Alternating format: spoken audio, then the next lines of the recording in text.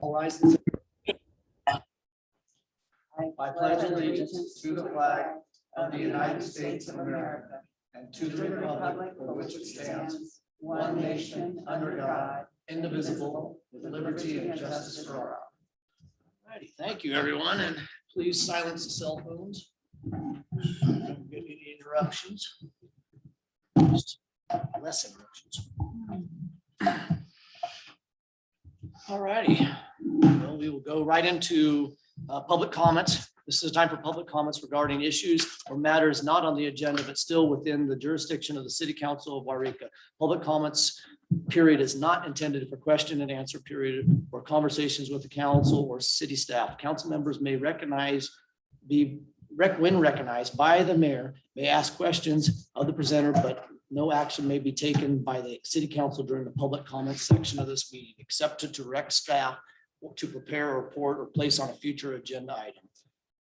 If you're here for any type of public comment other than what's on the agenda, please state your name from the podium and address the city council as a whole. If you have any documents, please have 7 copies for the council and members.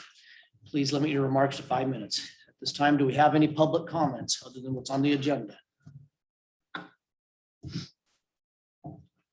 All right. Let's go. Move on. Number 3, items to be discussed. A, events, tourism, and business services. So I'm going to start off with on this. Obviously, we have some probably some presentations and some comments on stuff. I would like, just to briefly talk and have the council talk about these 3 items and what that means to them. Just so we have some clarification to the rest of the council what that means. So start off with the first one on that item, which is events. What does events mean to the rest of the council? No crickets, just please speak. Well, then I will speak. All right, Debbie, go for it. Okay. Debbie Baird here. I was thinking that we need to establish what events we want to financially support at this point. Not that other events can't happen, but the contribution the city makes has to be part of the decision making. And it has to be something that benefits all of the community rather than a specific business or nonprofit group or yada, yada. That's about the events. Is that all? We're covering the events right now? I'd say, yeah, we'll just go on down the list of the 3 items right there. And so what that means, so events, like you said, and what city will be willing to sponsor, Mhm. and in our eyes, and then the rest of the council needs to speak on behalf of that too. Right, and that's for my position, it's based on what the community has discussed with me on what they're interested in keeping, what they've missed, how they want to participate. I think there was one new event, I know what it was, the farmer's market in downtown Yreka. Someone wanted to add that and offered to be the driving force behind it. So that was and that was Debbie Scott. So hopefully she's still interested and on the line, but that's something that can be added to the discussion. As far as tourism goes, my personal philosophy is we still have a audience for walk-in as well as internet and IT exposure. And I hope that we can keep a good balance between that, because being on the board for Collier Information and Interpretive Center, I do recognize that we see thousands of people a year. So I know people still want to walk in places and pick up brochures. And I know it's a delicate balance between the younger generation and us more mature people. And as far as business goes, I actually have an open mind about what the experts have to say and to offer, and learn from them regarding what has worked and what hasn't worked. And hopefully they can support that information with some numbers and feedback from the community. That's all. Can we, I want to hear from everybody, but I would like to just backtrack and just focus one at a time on, go back to what you said, events. And I guess what my question is what does the council want to see as city-sponsored events then? I guess that would be my first and foremost question. So since you started off. No pressure. I'll put you right on the spot right No off the bat. pressure at all. Okay, the holiday parade, Gold Rush Days. Citizen of the Year.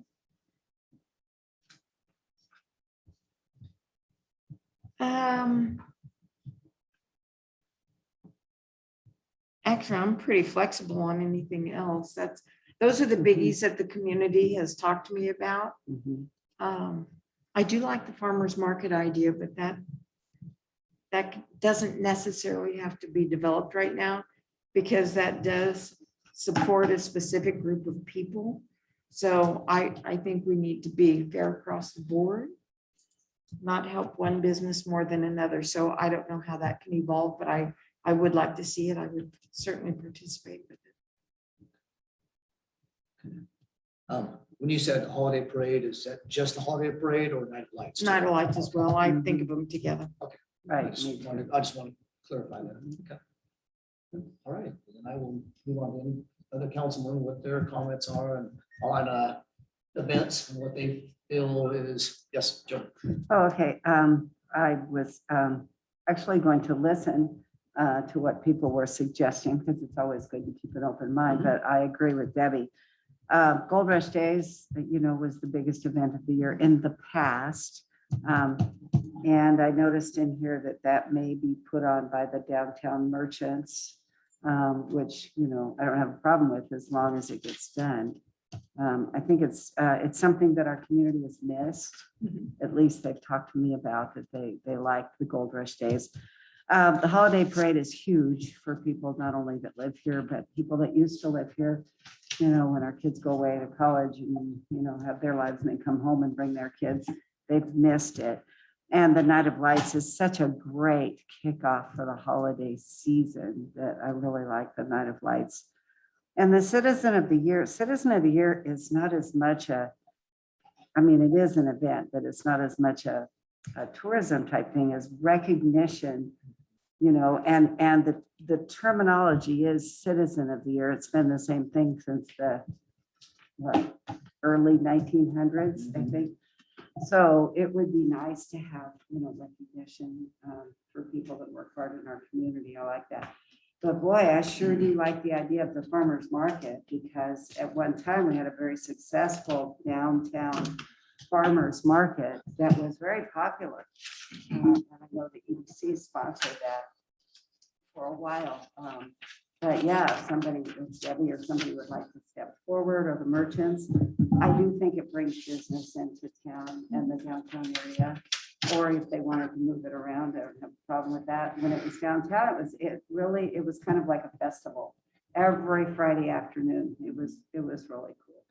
So those are the types of things that I'm looking at. So you would like to see a farmer's market? I would love to see a farmer's That's why I wanted to make sure. Yours was questionable, but would like to see it though? Personally, I'd like to see it, but as far as in an established event that's sponsored by the city, that's another discussion. Okay, so yours is, like I Yeah, said. we'd have to figure that part out, Yeah. because we've never sponsored it before. No, we haven't. Usually at farmers markets, I believe there's a process that you have to go through. And I think that, I'm not sure, but I think that whoever the sponsor is has to be one of the contributors to the farmers market. So I'm not sure how that works.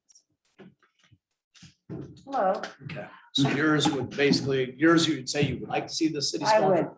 Well, I would like to see the farmer's market. I think we'd have to work out how that How would would work. that would work? Okay. Right. Because But I think it would be great. So that Because would be again, more- it's specific to a group of people. So Yeah, that's what I'm definitely. trying to be fair across the board.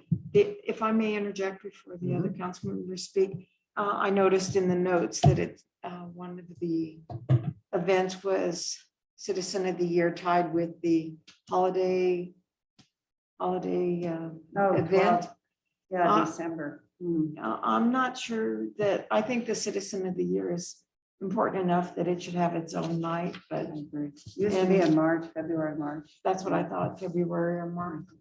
Right. Can I clarify that? It is a separate night, actually. We're just doing a kickoff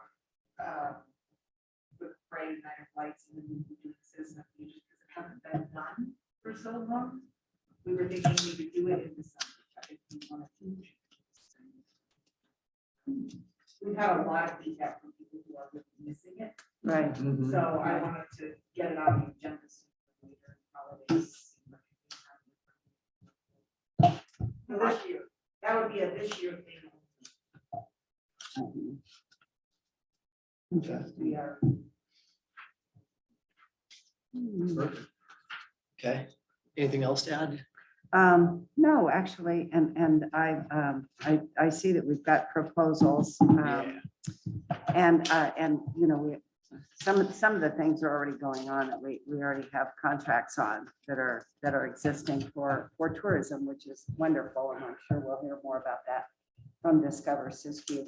And also Friends of the Museum have a proposal on here I see. Of course, that's later on down there. But Yeah. That's for information and I love that idea. Yeah, like I said, I'm trying to get to, I would like the council to state what events we'd like to see. Oh, okay. And then we'll jump into the next step and stuff. Just keep it boom, boom, boom. So I'll jump to Paul next. What would you like to see as far as events? I would like to see, I'd love to see Gold Rush Days. Or Gold Rush Days / every other year, Civil War Days, Oh, Ah, like they've done in the past when Joe Allison headed that up. I'd love to see Citizen of the Year. Of course, the holiday parade, the Night of Lights. I would love to see the fair parade come back. When I first moved here, we had a fair parade. It was a pretty big fair parade and there were a lot of people in Martian, and I would like to see that in conjunction with the fair and whoever might be handling that to, you know, from the city's standpoint or to do that. I also would like to see us be a little more involved in Fourth of July fireworks. That may just be with a donation, you know, type thing, but I think we need to think about that, to have a safe and sane fireworks show. And I do agree with both of my council women that I would like to see us supportive of the farmers market. farmers market. And I see it a different way. I see it that we are supporting a specific group of people. However, we are supporting a specific group of people who are coming to the farmers market to buy. You know, and True. so I think we're supporting more than just, Right. you know, the people that are selling. So that's what I would like to see. Thank you. Corey. Councilman Corey Middleton. I don't think I have too much to add. I agree with everybody. I think when I moved back, I was a big advocate of having the farmers market downtown after living in Sacramento. They're downtown. Every single one of them are downtown.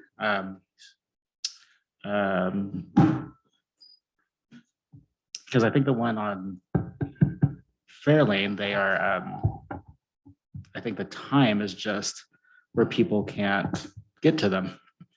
They're, I think, what, 11 to 1 or 9 to 1, or I think you most people are at work. So Well, just Either interject Saturday or real evening quick. one. I'm sorry to interject on something like that with the distancing of it too. It'd be, I think it'd be somehow if we could look at it more beneficial as an event in some place that people could walk to.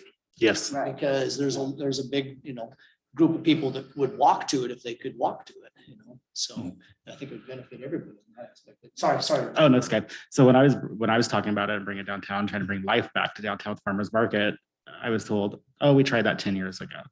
And that's what I got tired of hearing. I said, well, that was 10 years ago because some merchants weren't happy about Minor Street being closed and not blocking. And I said, well, it doesn't have to be on Minor Street. It could be on one of our lots like, Councilman Barrett has spoke of before.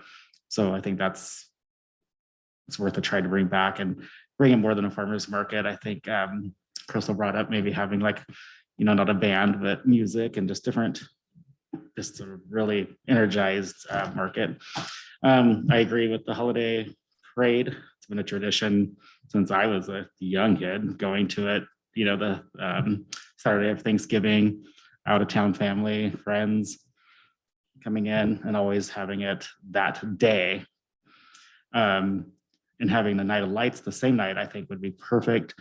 I know I've seen a lot of citizens complain when they moved the Night of Lights to one day and whatever. It was the same night as Montague's. It always fell with Montague Night of Lights, or they're lighting up their tree. So definitely, I think if they did it the same day would be great.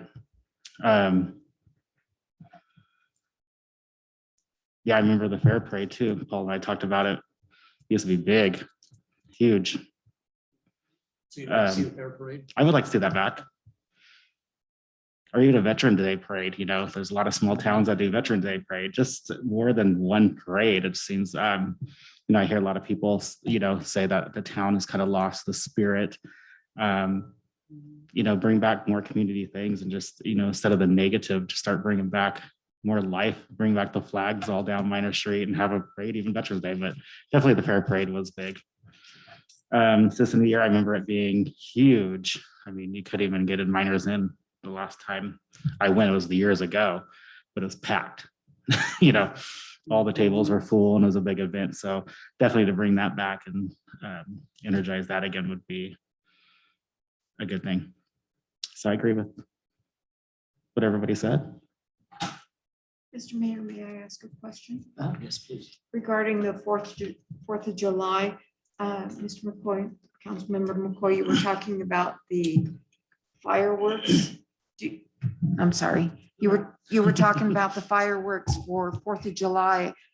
My dilemma is I don't want to get the community's hopes up and then the fire concerns cancel them. Do you think it's worth a discussion to change the event so that it's Carnival in Minor Street Park with a parade or something like that and just take the fireworks off the table?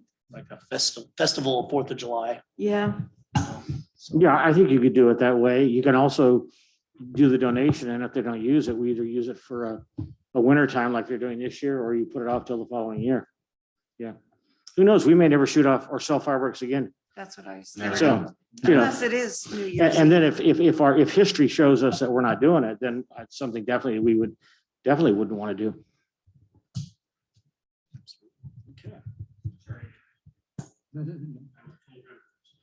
So getting to my part of it too, yeah, obviously I definitely want to see the Gold Rush Days. That's a huge, to me, that's been huge in the past. It was always been a huge event. We had such a huge turnout back in the day. And I know I keep comparing it back into the day, but it was one of those things that we did. We had horseshoe tournaments, we had arm wrestling tournaments, we had hay rides, we had, I mean, just a plethora of different things going on at the same time. So it was one of those things that it would neat to see that back to that magnitude again. It really would. Holiday parade, obviously, everybody knows where I stand on the holiday parade, Night of Lights. That's obviously something I've participated in a number of years. So obviously that's one that I would like to see. If it's a one event, that's fine. As long as the holiday parade is held on its tradition, which is the Saturday after Thanksgiving. Night of Lights, I'm totally flexible on as far as the time on that. I would like, to see it coordinated with something, but if we coordinate with the holiday parade, that's fine. We actually tried that back in 2012, I think it was, or somewhere around there. And I loved it myself. It was something that we needed to build up on from that. As far as farmers market and some of the other stuff, I definitely want to see them. I'm just not sure how far we want to take the sponsorship as a city. I definitely like that what Corey brought up there was Paul with the fair parade and then he mentioned the Veterans Parade. I really like that aspect of hearing that a Veterans Parade. It's like that's kind of something that would be really important to the community, I think.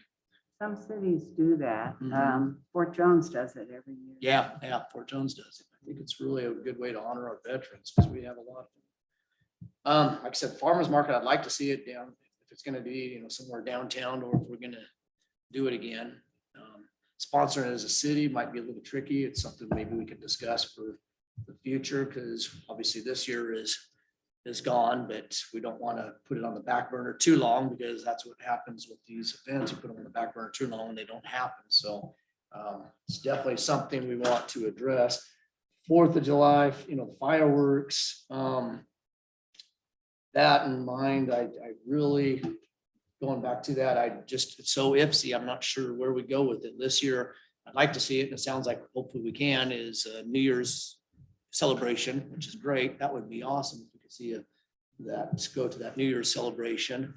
As far as what that would look like for next year, 4th of July, maybe it might be just something fun and trying to get vendors together and doing something downtown similar to what Mount Shasta does, and do a run or do something, to bring them downtown and bring them into Yreka without, emphasizing so heavily on the fireworks, just because we don't know what's going to happen in the future. It's not looking the greatest. So I think it's something, for further discussion for sure, but we don't want to put these things off. So Some cities have something like a ice cream social or something, like an old time 4th of July, something to think about.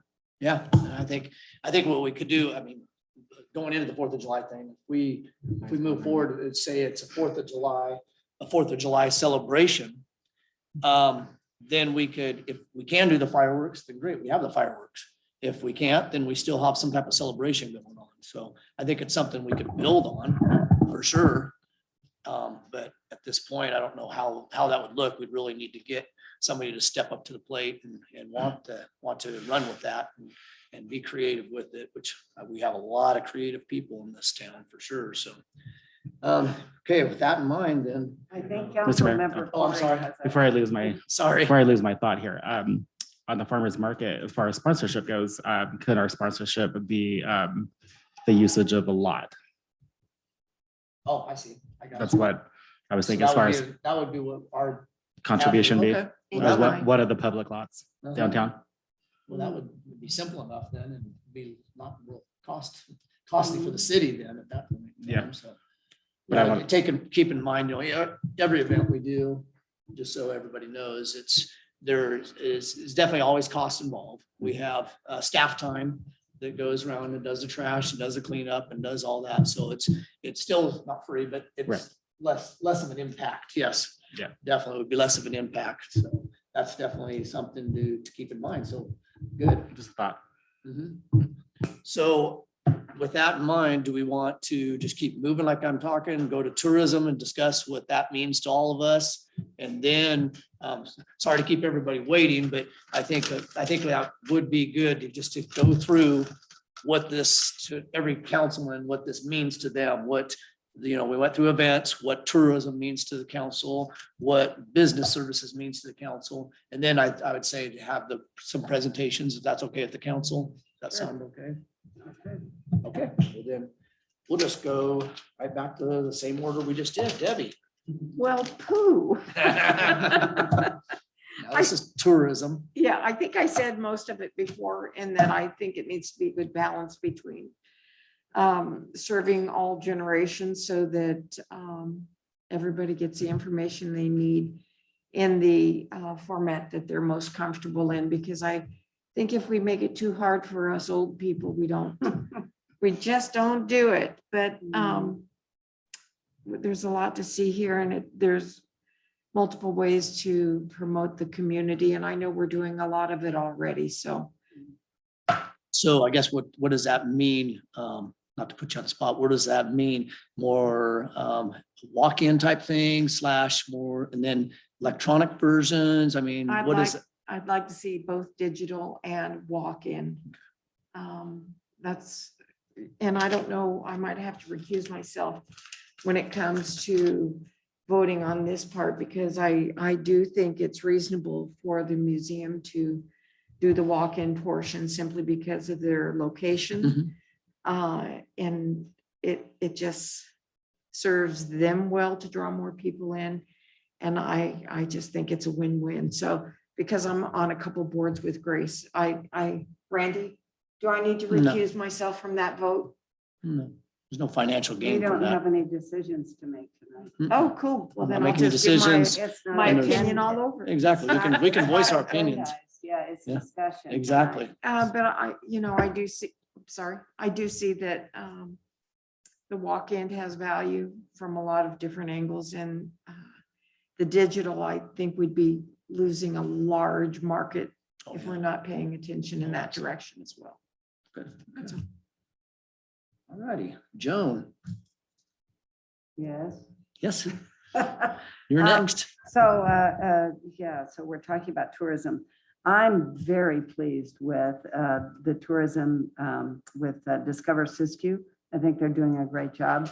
However, I do like the idea as well about having someplace in town. I know when we had an actual chamber office, people would come by and a lot of people would ask where the museum was.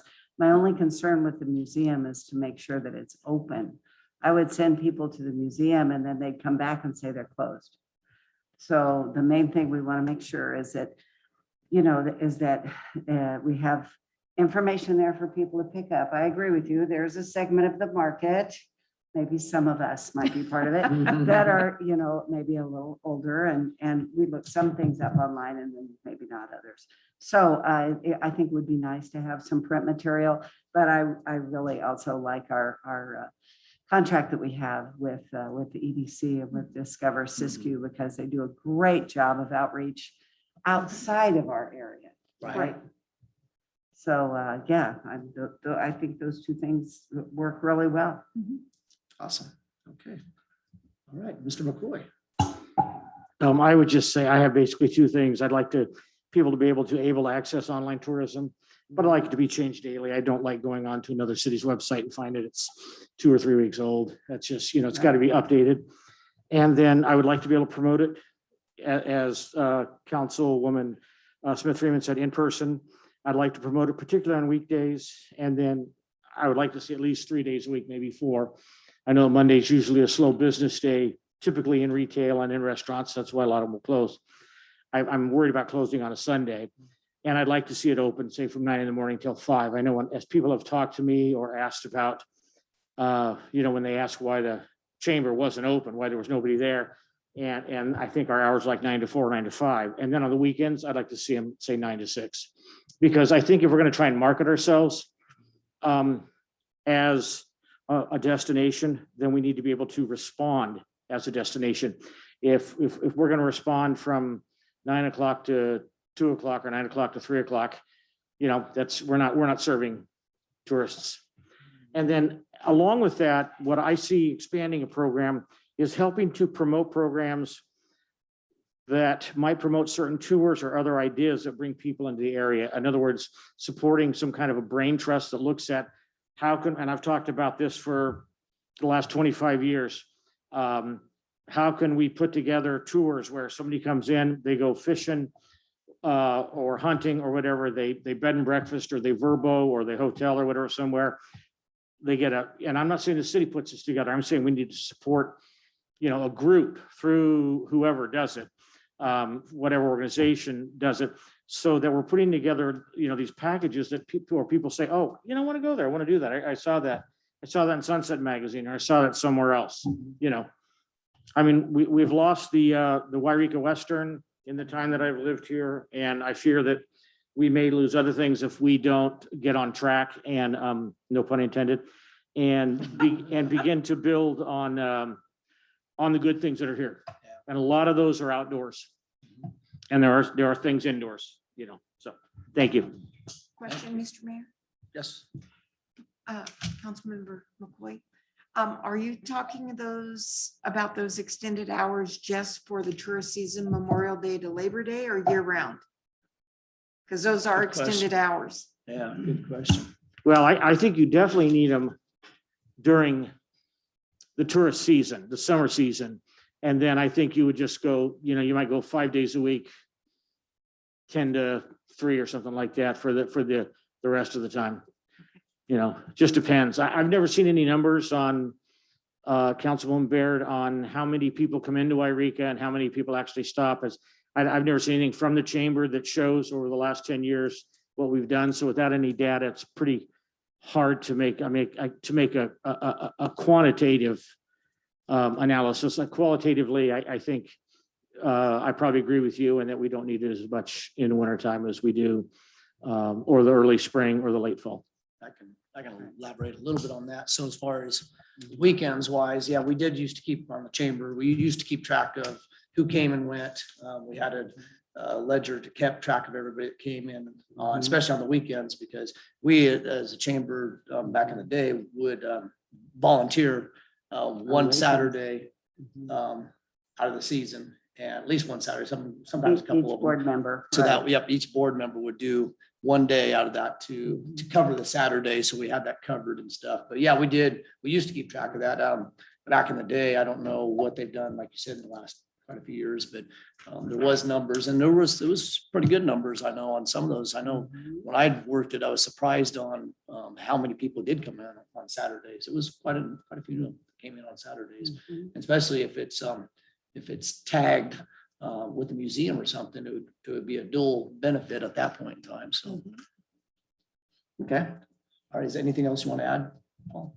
Okay. All right. Mr. Middleton. I don't know if I have too much to add, but yeah, I agree with Councilman McCoy that having accessibility in something open for tourism, because you can't say we're open, come see us, and then everything be closed when they get here and nowhere to find information, or no business is open or no chamber or any tourist information. And it just looks bad if we're trying to get people here and then they get here and there's nothing open or nothing for them to do or see or get information on. So that's definitely something we need to work on. But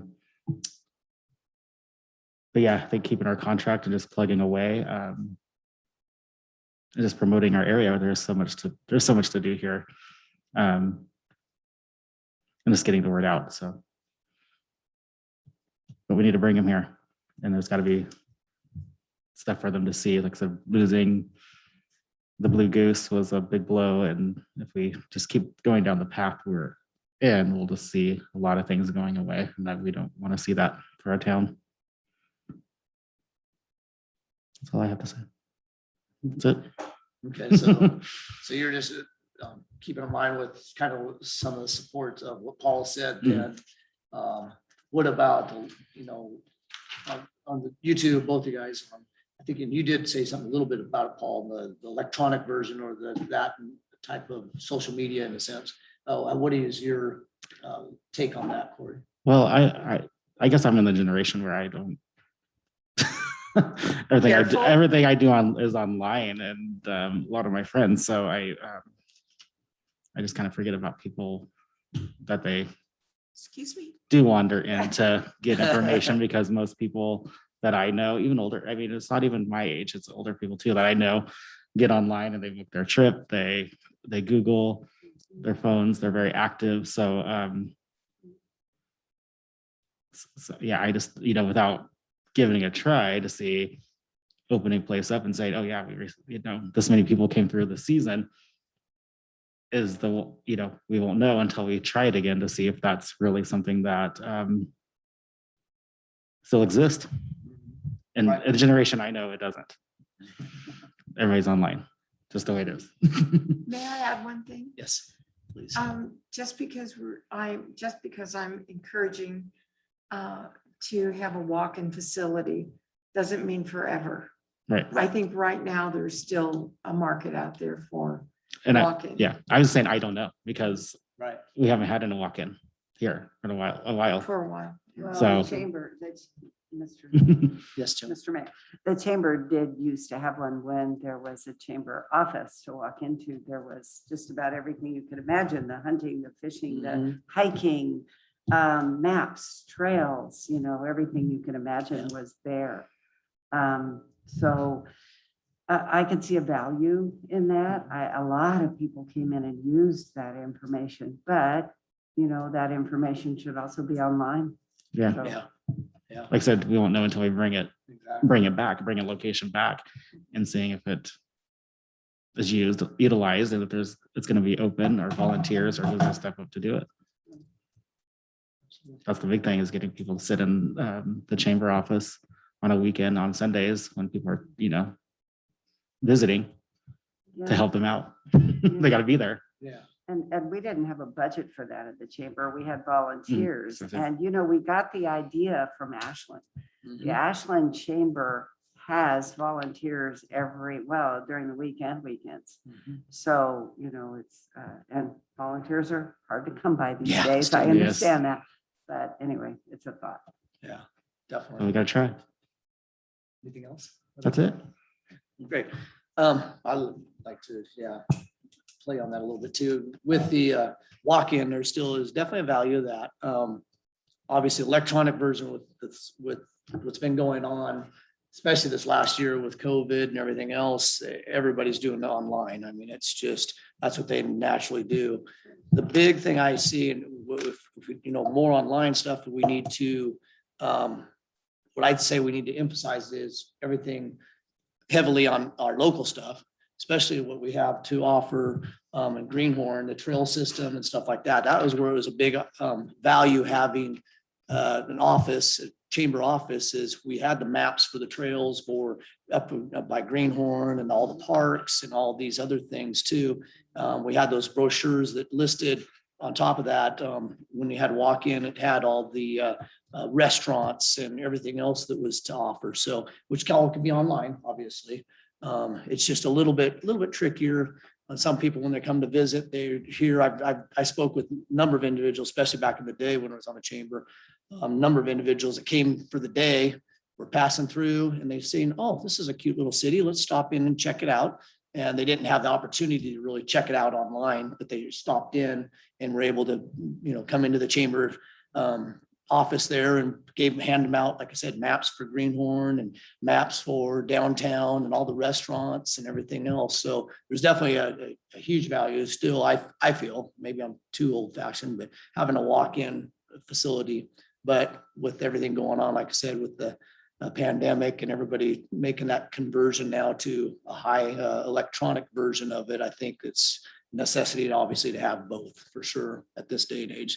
We'll get numbers in the future, I think. So once we get some of these numbers and acquire some of these numbers, then we could see, is there a value for walk-in, or is there, how much are we getting on it? But these are all these numbers we can achieve. This is all very achievable numbers.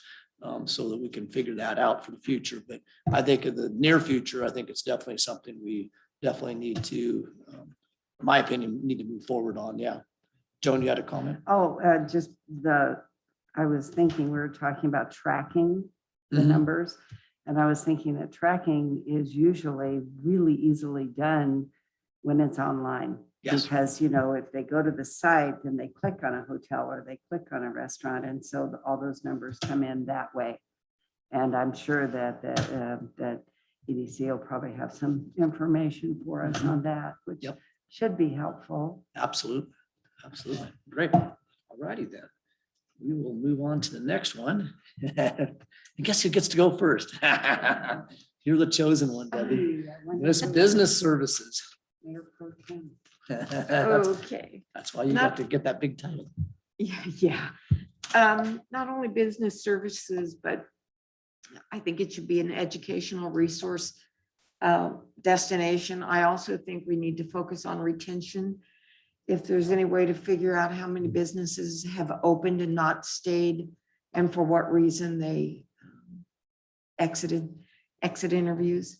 I think that has a lot of value if it's just volume of people, if it's concerned with marketing, not enough people knew about them, but I think we could streamline some of the problems with the correct questions.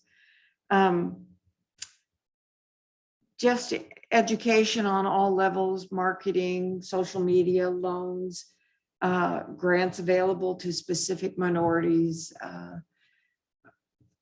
across the board, whether it be through EDC or some of the other programs available through the county or established in the county. SBDC. Yeah. Just knowing where to go and who to ask the right questions. Okay. Anything else? Nope. Okay. All right, Joan, you're next. Ditto. I agree with everything that Councilmember Bayer said. Educational resources. And I think especially new businesses starting out, I think that the chamber plays a really key role in helping them get started, get off the ground, networking with other businesses in the area, providing maybe some training. I know we provided training at one time, you remember that, on basic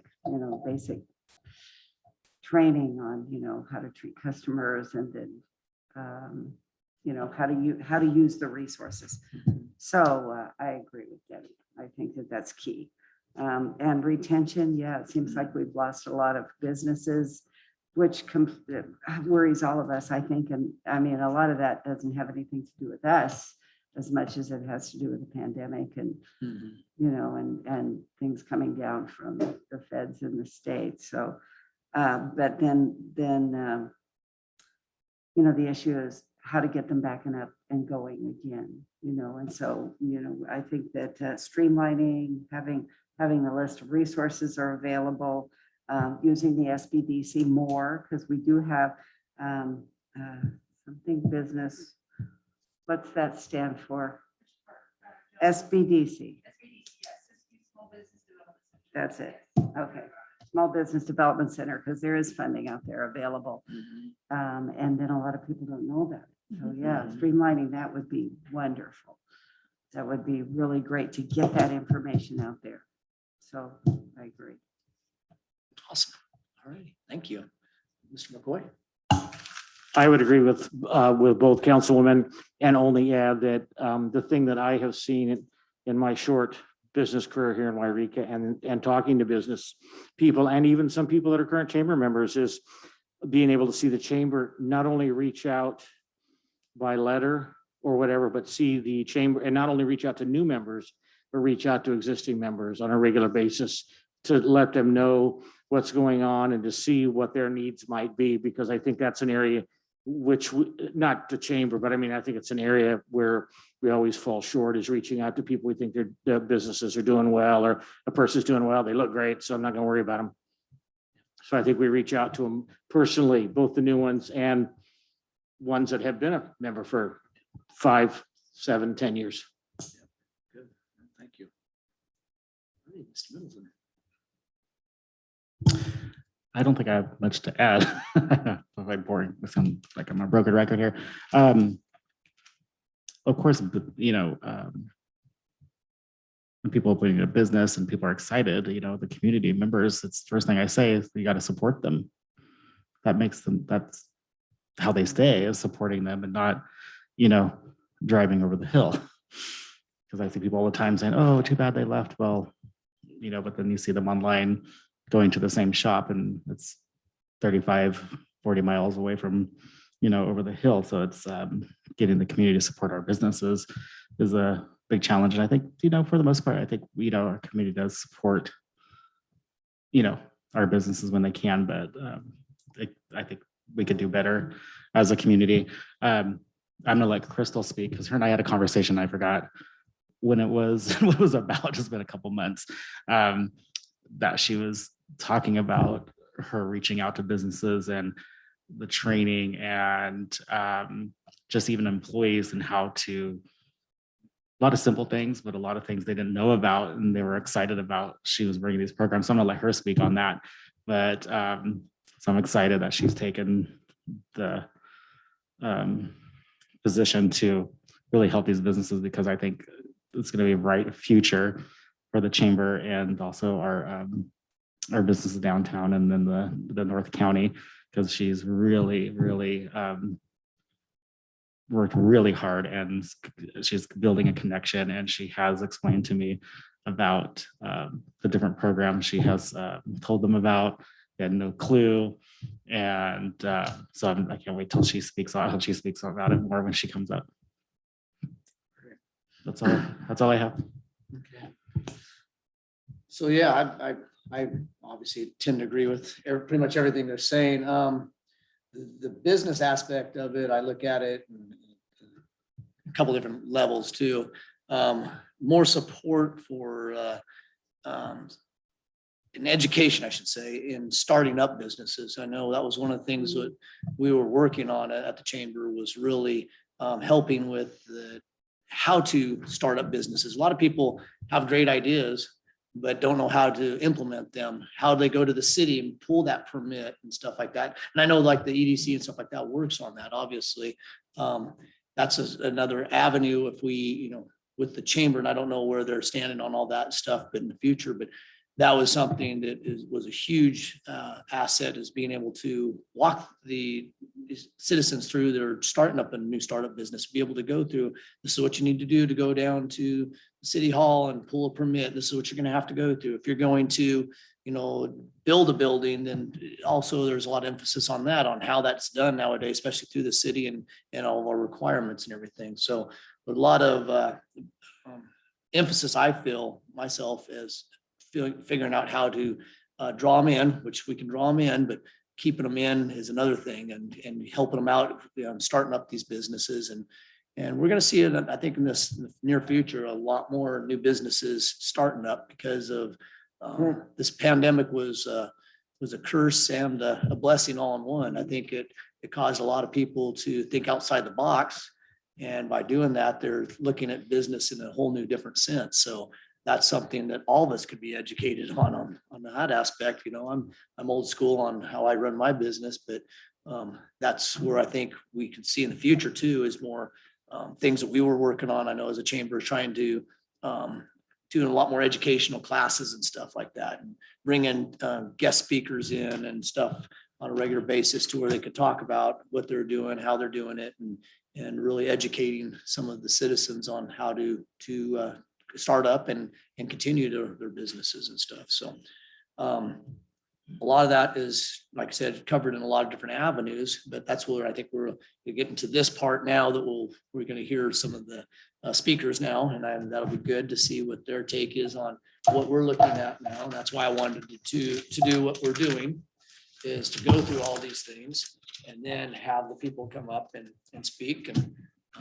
so with that in mind, is there any other things that we want to comment on before as a council? And if not, then we'll start bringing people up then. I'd love to hear from people. Yes, absolutely. So who would we like to hear from? We would like to. Who wants to talk? Who wants to talk first? Okay, come on up. Come on down. Come on down. Come on down. You're the next contestant. So I will just go in the same order that you guys went in, because I just wanted to listen to what you had to say. Also, I don't have anything formal prepared. So let's start with the event specifically. Let's start with the next thing that's coming up event-wise on what we really wanted to ask for funding on, is the parade. And we do want to do the parade and Night of Lights all at one time on the date that it's always been. And we are seeking $5,000 in funding for that. The next event, like I said earlier, would be the Citizen of the Year. That would be also a $5,000 ask. We were asking, I do get a lot of requests and people calling about that.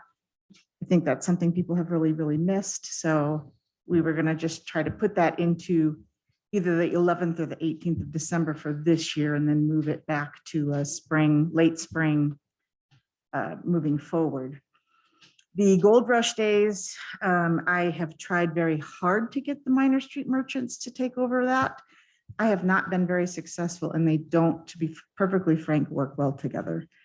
So I would probably at this point caution you against taking that, and it probably is going to end up back at the chamber. We would be willing to do it only because we have all of the resources, until we could find someone that would be willing to take it over. But we have years of documentation and ideas and things like that. So it would also need to be funded if we do take it back. I just don't see it having momentum if it's not led by either us or someone like us. So that's something that I would be willing to open my mind back up about, just because I have been pretty disappointed on just trying to get them together on a few other things. The other 4th of July issue, I will tell you that what I'm going to say is general also. I was able to raise $30,000 in 2 weeks. So it's not a lack of money. It's not a lack of resources. It's something that this community definitely wants, but I also will agree that at this point, both based on my conversations with tribal council as well as the casino and the community in general, there's a lot of fear around the fires. And I don't feel that people want to do it on the 4th of July anytime soon. So if we are going to have a fireworks event, which everybody's at this point thrilled and looking forward to New Year's Eve, and we are going to make it a wonderful event. It is already funded. So the feedback has been so positive on that. I would like to see how that goes before making a decision going forward. And it is already, again, we're not asking for funding on that. We have the money to do that. Specifically, both the fireworks are already paid for. And I just, the amount of time and energy that we have at the chamber is so limited. It's very difficult for the hours that I put into it happening this year and then for it to not happen. And I would rather be resourceful in the way we spend our time and energy as well. So not doing it, it's not something we would even be interested in doing on the 4th of July fireworks going forward. I will say 4th of July specifically, this year we really tried to do the Veterans Breakfast, which we would want to continue doing. And at the Elks, yes, that went very well. We had 77 people show up for our first one. And I felt like it was just, and we had 17 volunteers, plus all the Elks. And it was just a really positive event that went very well. I would love to see that with a flag raising. We did try to have a 4th of July pet parade because I like to dress up my animals and I like to take them places. But we were not able to make that happen for a variety of reasons, but I have figured out how to make that happen in the future. So I would love to have a pet parade. It was actually suggested we do it at the fairgrounds and the circle there so that we can keep animals confined and nobody's running down streets or anything like that. But anyway, there's a lot of events around the 4th of July. We would love to do that. The casino certainly wants to be involved in that. Brandon is our board president, and the 4th of July is an important thing for all of us. We feel very strongly about it. We would love to see it be much more celebrated as a community. So event-wise, that's where we stand on all of that. The veterans specifically, I did speak with all of the veterans groups this last Thursday. We do have a volunteer who wants to be the liaison between the chamber and the veterans. So we are taking veterans specifically very seriously, whether it's volunteering for events, doing things for them that kind of tie into some of the other things I'm going to talk about here in a second. But that person wants to be a full-time liaison to, and it's Laura Healy from Yreka Transfer. So, and that's kind of how I'm doing a lot of things at the chamber, is with action teams and volunteers who are coordinating and willing to step up on some really important things. So the only two, again, just to repeat, that we were asking funding for would be the Gold Rush Days, if that does come back to us, which I don't see it happening any other way. The Citizen of the Year and the Night of Lights Parade. So I don't have any discussion with my board about the fair parade. I've never even heard of it. So if that's something you wanted, but they have a lot of volunteers there and I don't know who did that in the past, so I won't speak to that. The second issue is tourism. I did write in my clarification, we are very close friends with Discover Siskiyou and the EDC. I'm contracted with EDC. We'll talk about that in a second when we get to business services, but tourism specifically, we have really defined as them attracting outside people into our area, and what the chamber's responsibility is for marketing any event and or activity to current residents. So on that vein, we do have a lot of crossover, like guide services is one example that I put in there. Those are things that we both need to market because it serves both, but we are not actively at the chamber concerning ourselves with things that we need to do to bring in outside people. So we are very interested back on the event about the farmer's market. If somebody else wants to pick that up, I would be happy to mark that off my list. I have plenty of other things to do, but I do think it's important to add the farmer's market to downtown. I just want to add that. So I'm going to let them talk about tourism because that's really what they do best. And I think they do it very, very well. The thing that I do want to tell you, I get 5 calls a week at least for a map. The map that we used to do, I have not been able to find. I've tried. I've gone through boxes at our old building. If any of you have a copy of it, I would love to see it. But anyway, that's the only call. Grace has a copy. Awesome, Grace. I'll be in touch. It's the only thing I get requests for. The only thing is the map. So FYI on that. The other thing that I have seen work very well is using QR codes all over town. And I've seen that in a couple of towns where people who don't use their phone, they can at least scan the picture and it'll be looking at. Sorry.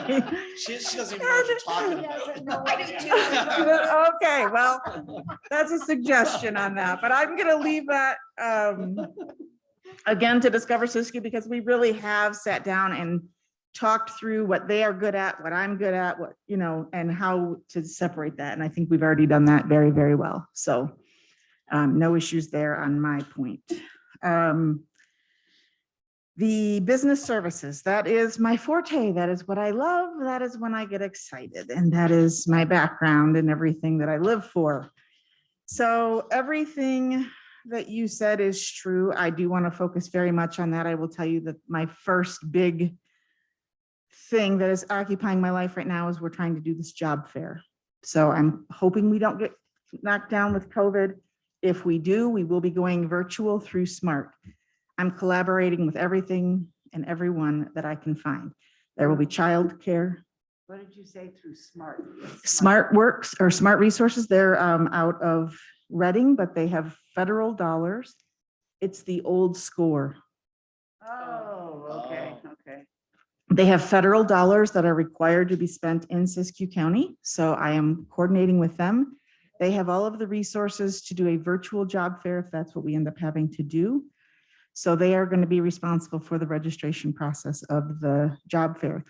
Our Get Ready Day is on the 16th of September. First 5 is going to have childcare available there, as well as resources for ongoing childcare. They will also be doing childcare the day of our job fair. The high school is going to let juniors and seniors out that day for those hours to come to our event as well.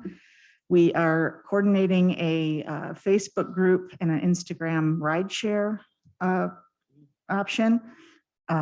Arthur told us that if no money changes hands, we can at least be the coordinators of that because transportation is a major issue. I am working with Stage also, and they are in the process of redoing their routes right now. I will tell you that Happy Camp, outlying areas as well, transportation is an issue. Getting people to Montague from Yreka, getting people to Happy Camp from Yreka, all of it is an issue, to Scott Valley. So we're working with Stage for all of the requests that I have received in the chamber for this job fair that we have coming up and an ongoing transportation solution for them. So the other thing is affordable housing. We have a lot of low income housing. We don't have a lot of middle income housing that is run. That continues to be an issue.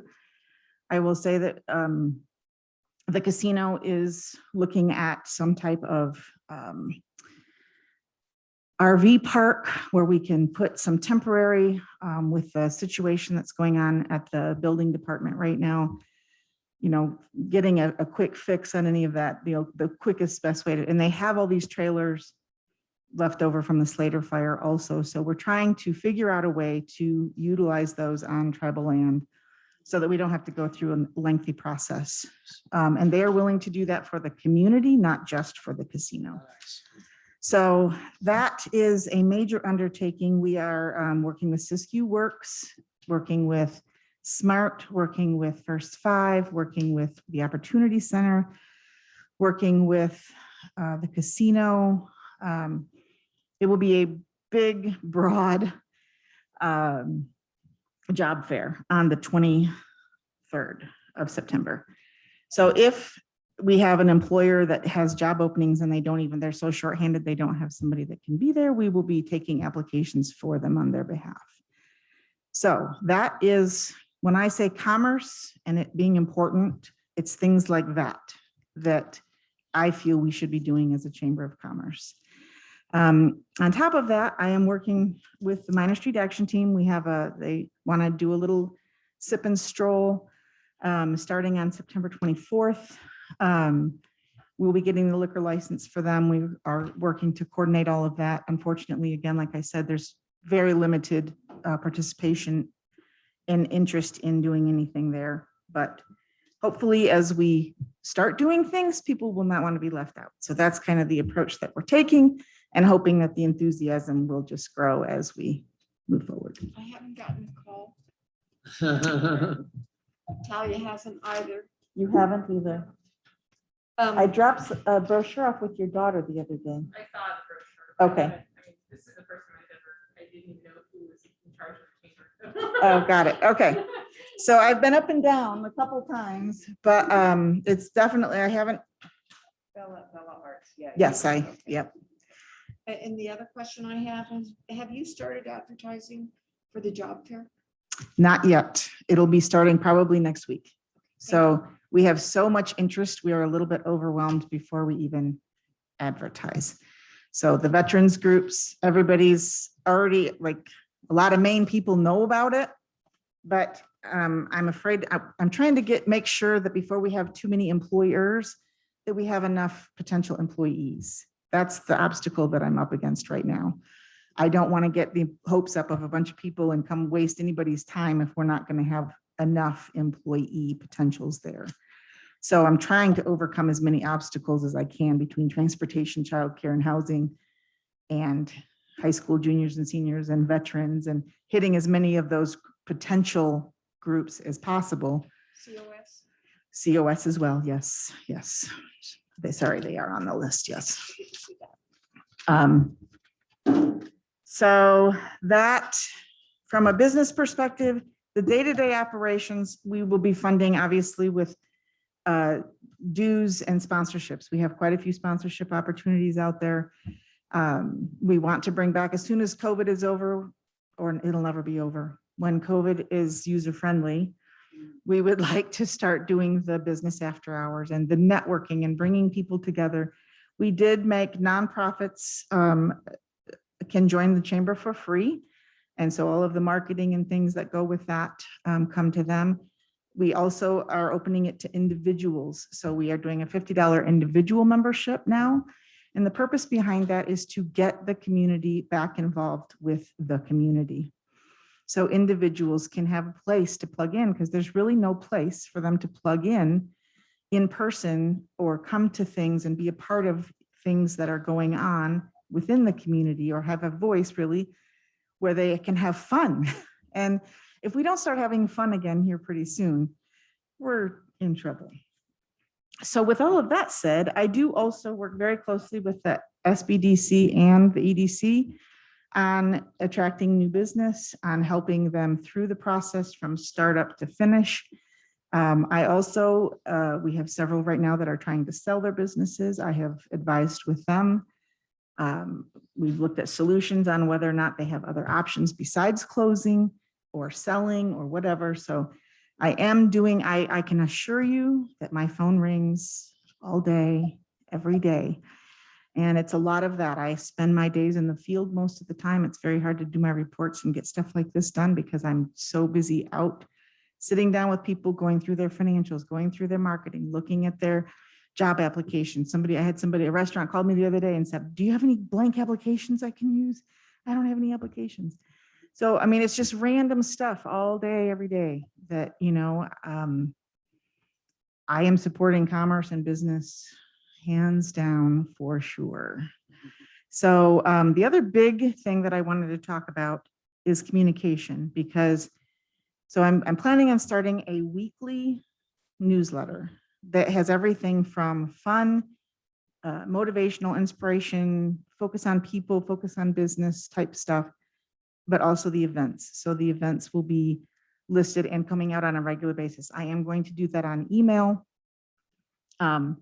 It was suggested to me to have an intern from either COS or the high school put flyers around so we could print them, and then it would be their job to do the distribution. Because as you probably know, not everybody has Facebook, not everybody's online, not everybody listens to the radio, not everybody gets the paper anymore. We don't have a central communication place. And I'm getting that a lot from people, that they don't know, like those of us that are out doing it all day, every day, that are in different parts of the community and talking with all these different groups and service organizations. And, we kind of have a sense of what's happening, but the average citizen really is losing touch with the community. And that is a real, real problem.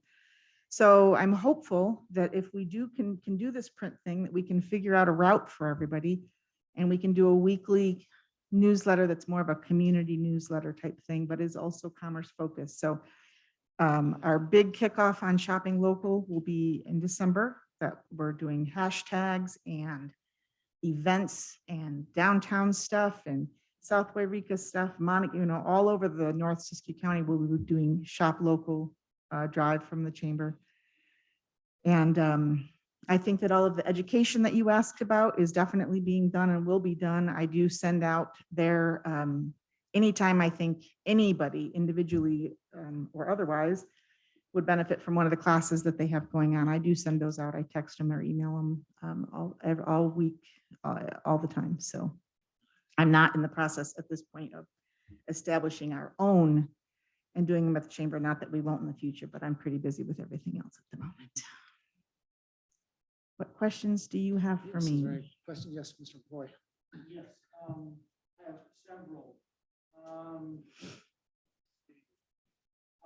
Talk about flyers. Where would you place the flyers? We would need to establish a route and a place, very specific places that they would need to be posted. So I don't Okay. have that established yet, but I mean, everything from Walmart, Goodwill. Oh, Goodwill's the other ones we're working with on the job. So fair. you're putting them on bulletins then? Yes. Okay, Yes. that was one of my concerns. What is the total that you are asking for the chamber? Is it $10,000? If you want to add Gold Rush days, it would be 15 because it's basically 5,000 for each. If you look back at the P&Ls Okay, on all. and of do you have a those. budget for each of these events that you could show us? I can give you historical P&Ls. Yeah, yeah. There are some things I do want to change just because, but I'm happy to give you a budget if you would like. Yeah, I'd For like to each see, event? I'd like to see some kind of a budget, just depending on, Yeah, because they do generate income also. So I'll just give you the whole, and I'll give you some historical P&Ls because that's where I'm coming up with the 5,000 because that's all I really have is that's where the loss. Well, and sometimes the city, I mean, like if it's I've been to Citizen of the Year where it's on city property. So there's been no rental, there's no, there's been nothing like that. So I want to see what $5,000 is going to buy. Okay. So, and then, do we not have a full-time veterans liaison in this county? You talked about you have a veteran liaison that's a volunteer. Do we not have a veterans liaison? Yes, we do. Well, we used to, don't we still? And so is this person that you're speaking of that's a veterans liaison? Maybe I'm not hearing. She is really just the liaison between the chamber. So she's the one making sure that so there's, I think it's 7, it's the Veterans Leadership Council, I want to call it, where they all come together. Every group comes together and they meet at the Veterans Affairs Office. I was just there with them all last Thursday. But there's a lot of activity. Like I just need somebody to make sure and follow through to make sure that they know about every event, that they know have flyers, that they are communicated and that they have a person to go to for questions. So she's just kind of my in-between person because I can't deal with 7 different veterans groups myself. So she's meeting with 7 different veterans groups from throughout the entire county. Yes. I presented to all of them last week and then she will be working with them through the Veterans Affairs Office to make sure that our new weekly newsletter gets distributed to them, that they know what's coming up, that opportunities for employment, whatever they need. She's just that chamber communication link. Okay. And then, let's see. Do we, I know what, when you talk about, you've got I think it's a great idea, this, job fair. It's at the old Yreka High School gym. Now, that's the old boys gym or old girls gym? It's the one on Knapp Street. So it's okay, that's fine. Mhm. I just wanted to make sure. And then you made a comment about, I'm not pushing for fireworks, but we waited this year until June or July, when we, end of June, when we knew darn good and well that we should have done it earlier. And we canceled it, and it was just way too late. You made a comment, and I'm asking, are you saying the Chamber and the Karuk tribe are not interested in doing a 4th of July fireworks showcase, no matter the weather, a year from now? You're not interested in it? I will speak on behalf of the tribal council and say absolutely not interested if you want it at the casino. Okay, thank you. Thank you. Anybody else have some questions? No, but we still have the option of creating a carnival or festival to celebrate 4th of July. I'd like to see it recognized, and I'm okay. I actually would prefer, fireworks at this time until the weather conditions change. Yeah. The risk is too high. Yes. The insurance is too expensive. There's too much liability. Yeah. It's, Absolutely. So, Oh, another Yes. question, Mayor. Where are you located? Do you have an office? no, so everything, the physical office address that you're gonna see is our accounting office. It's Summit Up Accounting right on Main Street. So they get all of our mail, and I'm in there 2 or 3 times a week doing stuff. So if people need to drop things off or pick things up, that's the office that we use. Partly because it's also very, very accessible. And We don't plan to have an office anytime soon. If we do, it'll probably be like a mobile van or something. so in regards to that, what like is the phone number that we could reach to? It's the same number, 1649. Okay, 1649. Yep. Okay. Same phone number. It rings to me. I answer it. Or you guys especially can call my cell phone. Yep. That too. I think most of you have it. Did you bring business cards? I do have business cards, yes. You might want to share. You might want to, yeah. Okay. have this Out tonight. Yep, will do. That'd probably be good. I got a couple questions. One thing is, how many board members do you have, or executive? board? The list of board members should be in there, but so our president is Brandon from the casino. We have Sean Kramer from Holy Smokes, Uh-huh. Christopher Thompson from IT, Mountaineer IT, What's on the back? Christine Cooper from the credit union, and Ren from she's the communications person for the Karuk tribe, and Steve Baines from Steve May. Steve Maines, sorry, from Watermeister, yes. And Kathy, yes. How could I forget her? She's my secretary. What is Waterworks? Yeah, it says. He does all kinds of, he owns a company called Waterworks, and he's a water master. He is years and years of doing water rights, anything to do with groundwater. You ask him and he has an answer, I can tell you. He is a consultant, but he has been on several chamber boards in the past on much larger cities. They've been here for 4 years. Great resource, fabulous resource to this community. So my other question is, it seems like you're going to North Siskiyou Chamber now, obviously. Yes, Is your kind of one of your goals is to kind of detach from the cities and the aspect that financially detach from the Yes. cities? 'Cause that's what one of my main goals was back in the chamber, was trying to detach Yes. from the cities and make it a separate entity like it was supposed to be Yep. back, actually.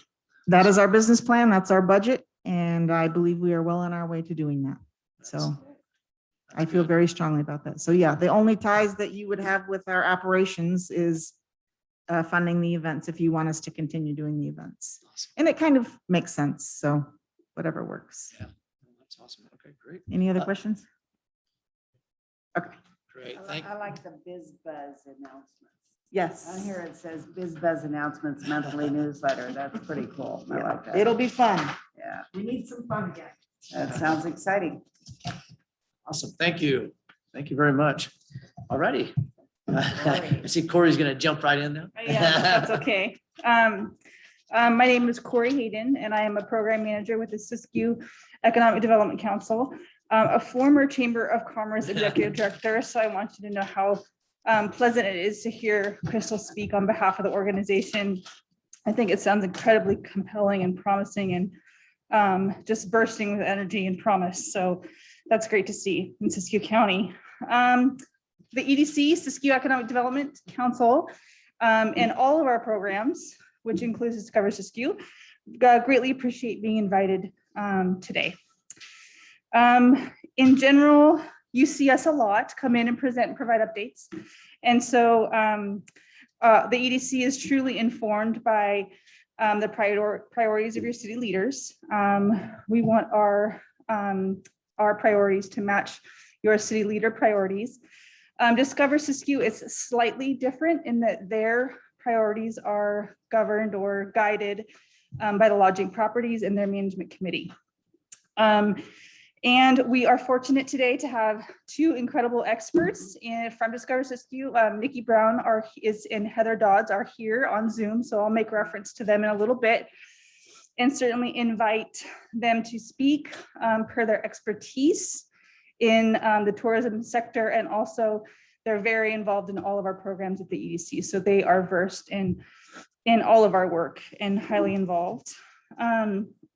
Tourism and business services is a topic we spend considerable time engaging in and thinking about.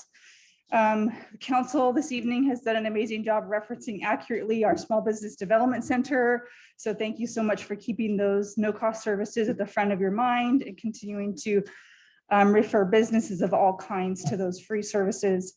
Yes, 2020 was a year of incredible challenge and opportunity.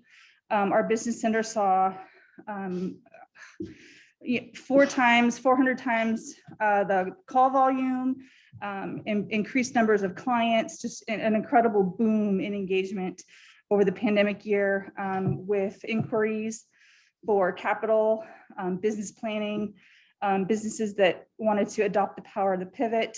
Council member or Mayor Keg made a great point today of businesses are becoming innovative and creative and coming out of the pandemic in many ways more creative and resilient and stronger than ever. So it is an exciting time to see what those businesses have done in terms of expansion and new locations in the time that they've been provided. In addition to those one-on-one business services that we provide, we also specialize in what we call sector strategies. So this is where we take a wide cross-section of businesses with commonalities and try to bolster that sector. And so Discover Siskiyou is actually the result of a successful sector strategy where we wanted to specifically help lodging properties prosper in Siskiyou County. Agriculture is a sector that we look at closely to try to help our small value added or direct consumer producers grow. Council member Baird made a great comment today about entrepreneurship and that spirit of the startup. And so that is something that we are very passionate about engaging in. And several times this evening, you'll hear me mention the benefits of the Carnegie facility that we really look forward to introducing in the community, and that space for dynamic innovation, incubation of businesses is one aspect that we see in that Carnegie building. And so when you mentioned the spirit of entrepreneurship, that really certainly struck me. The other thing that we are here to assist with is Council Member McCoy mentioned two things tonight, data in terms of concrete numbers for visits to Yreka. And Heather and specifically Nikki will speak to the data that we have available at our fingertips to help define that answer. It is a question that comes up in every community, and there are different ways of logging that. Mayor Keg mentioned the old log in the chamber book is still active in Mount Shasta. That's a strategy they're still using, but we'll share information about our Uber Media access and some of our other STAR reports to help quantify that number for you. What else do I want to mention? Thank you for mentioning the benefits to digital marketing or digital resources today. I heard Crystal mention her work to compose a weekly newsletter. It's amazing the impact of a subscribed newsletter. Just imagine that as 15 brochures going out to 200,000 people with one click. So while it might be hard for someone to scan their phone for resources, when they get a packaged notice right in their email with experiences and events, that's such a compelling tool in digital marketing that I want to mention. Also, what else do I want to mention before I invite Nikki and Heather to speak? So just I wanted to thank you guys for all crediting the power of digital marketing. It's a strategy that Heather and Nikki are incredibly informed about in terms of the return on investment and different ways to achieve that work. And so I want to first just invite Nikki to address potentially Paul's question about data visits to Yreka and share anything else she might like to. And then I'll just invite Heather to say hello as well. Nikki, and Arthur will probably give you rides soon. There he goes. Awesome. Can everybody hear me? Yes. Wonderful. And I also just wanted to comment really quick. I haven't been to a council meeting online recently, and the sound quality is so great. So that's wonderful. Thank you for having us, as Corey mentioned, and I'm happy to answer any questions or perspectives on any topics that you all covered. I thought it was really wonderful just to go through the list and kind of hear everybody's priorities and ideas. I think it's really fun to hear kind of that cross section, of when it comes to tourism and events, especially like community interests, and then the economic benefits and interests of, bringing people in to visit. Corey started with a little bit of data, and I think I've mentioned this before, but just wanted to reiterate, we do actually have some really specific drilled in data around a traveler segment to Siskiyou County as a whole, and then Yreka specifically as a city, and then several points of interest within Yreka. And we're able to access the number of travelers received, as well as the length of stay on average, and where they're going once they're here, and then more demographic information underneath those consumers. So we can see primarily what zip codes they're coming from, a lot of data around household information and statistics, areas of interest, and things like this. And so we're right now actually working on, which I'm happy to share with everybody once it's complete with our creative team, developing consumer personalities that really define different parts of our county. And so instead of looking at the Siskiyou traveler as one type of demographic, we're really going to be able to drill into the Yreka traveler and pinpoint specific things about that consumer that will give us the ability to really target our messaging appropriately and delivery of messaging as we talk about the benefits of digital and other channels that are effective. So stay tuned for that. And in the meantime, I do have specific numbers that I can provide to the council if that's of interest. We also receive the Smith Travel Report, which is referred to as the STAR report. And that's a reporting mechanism that lodging properties actually voluntarily report to on their occupancy, average daily rates, and revenues. It's probably not surprising to everybody to know that numbers are up significantly right now.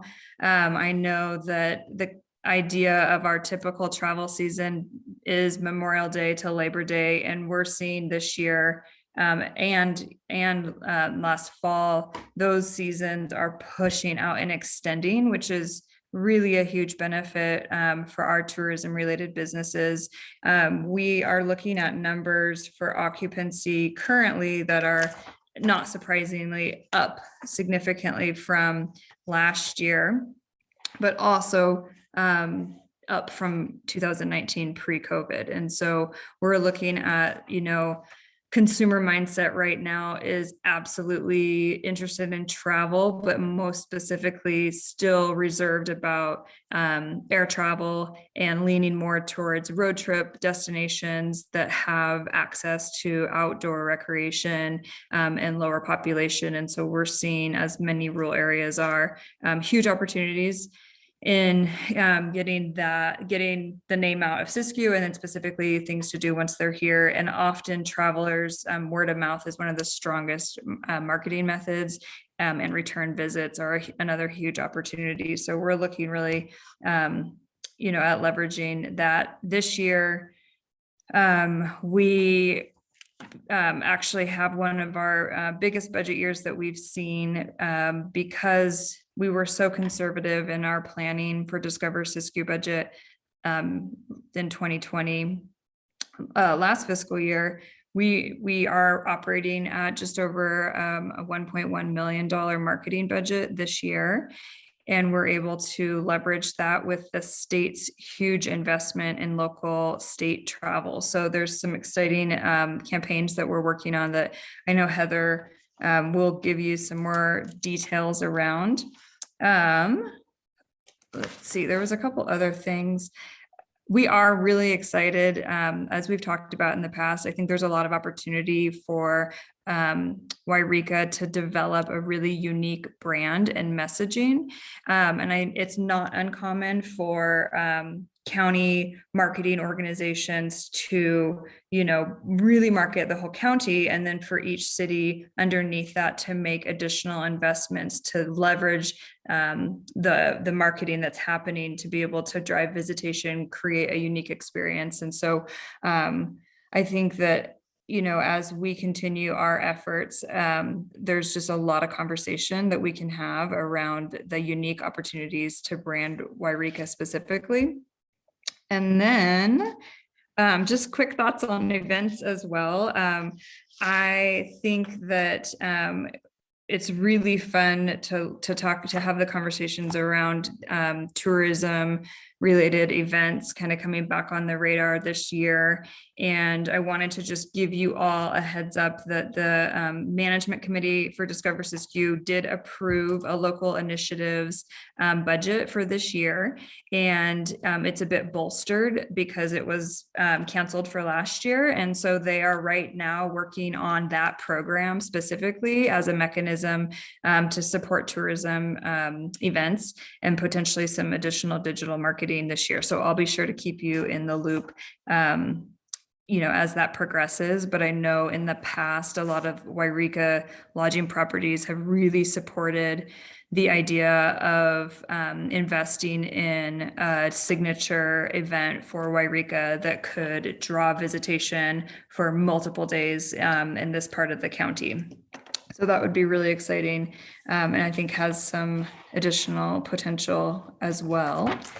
And then lastly, I just wanted to reiterate what Corey had said. We're really excited to be working with Crystal on our SBDC business services. I think it's really fun to have such close alignment in our interests in areas of service. Crystal's been wonderful at really just being a microphone for all of the free resources that the SBDC does offer to businesses. And as she's out making those relationships and connections, really able to offer her services and make sure that everybody, all the businesses in Yreka are aware of what the different programs are. So that's been wonderful.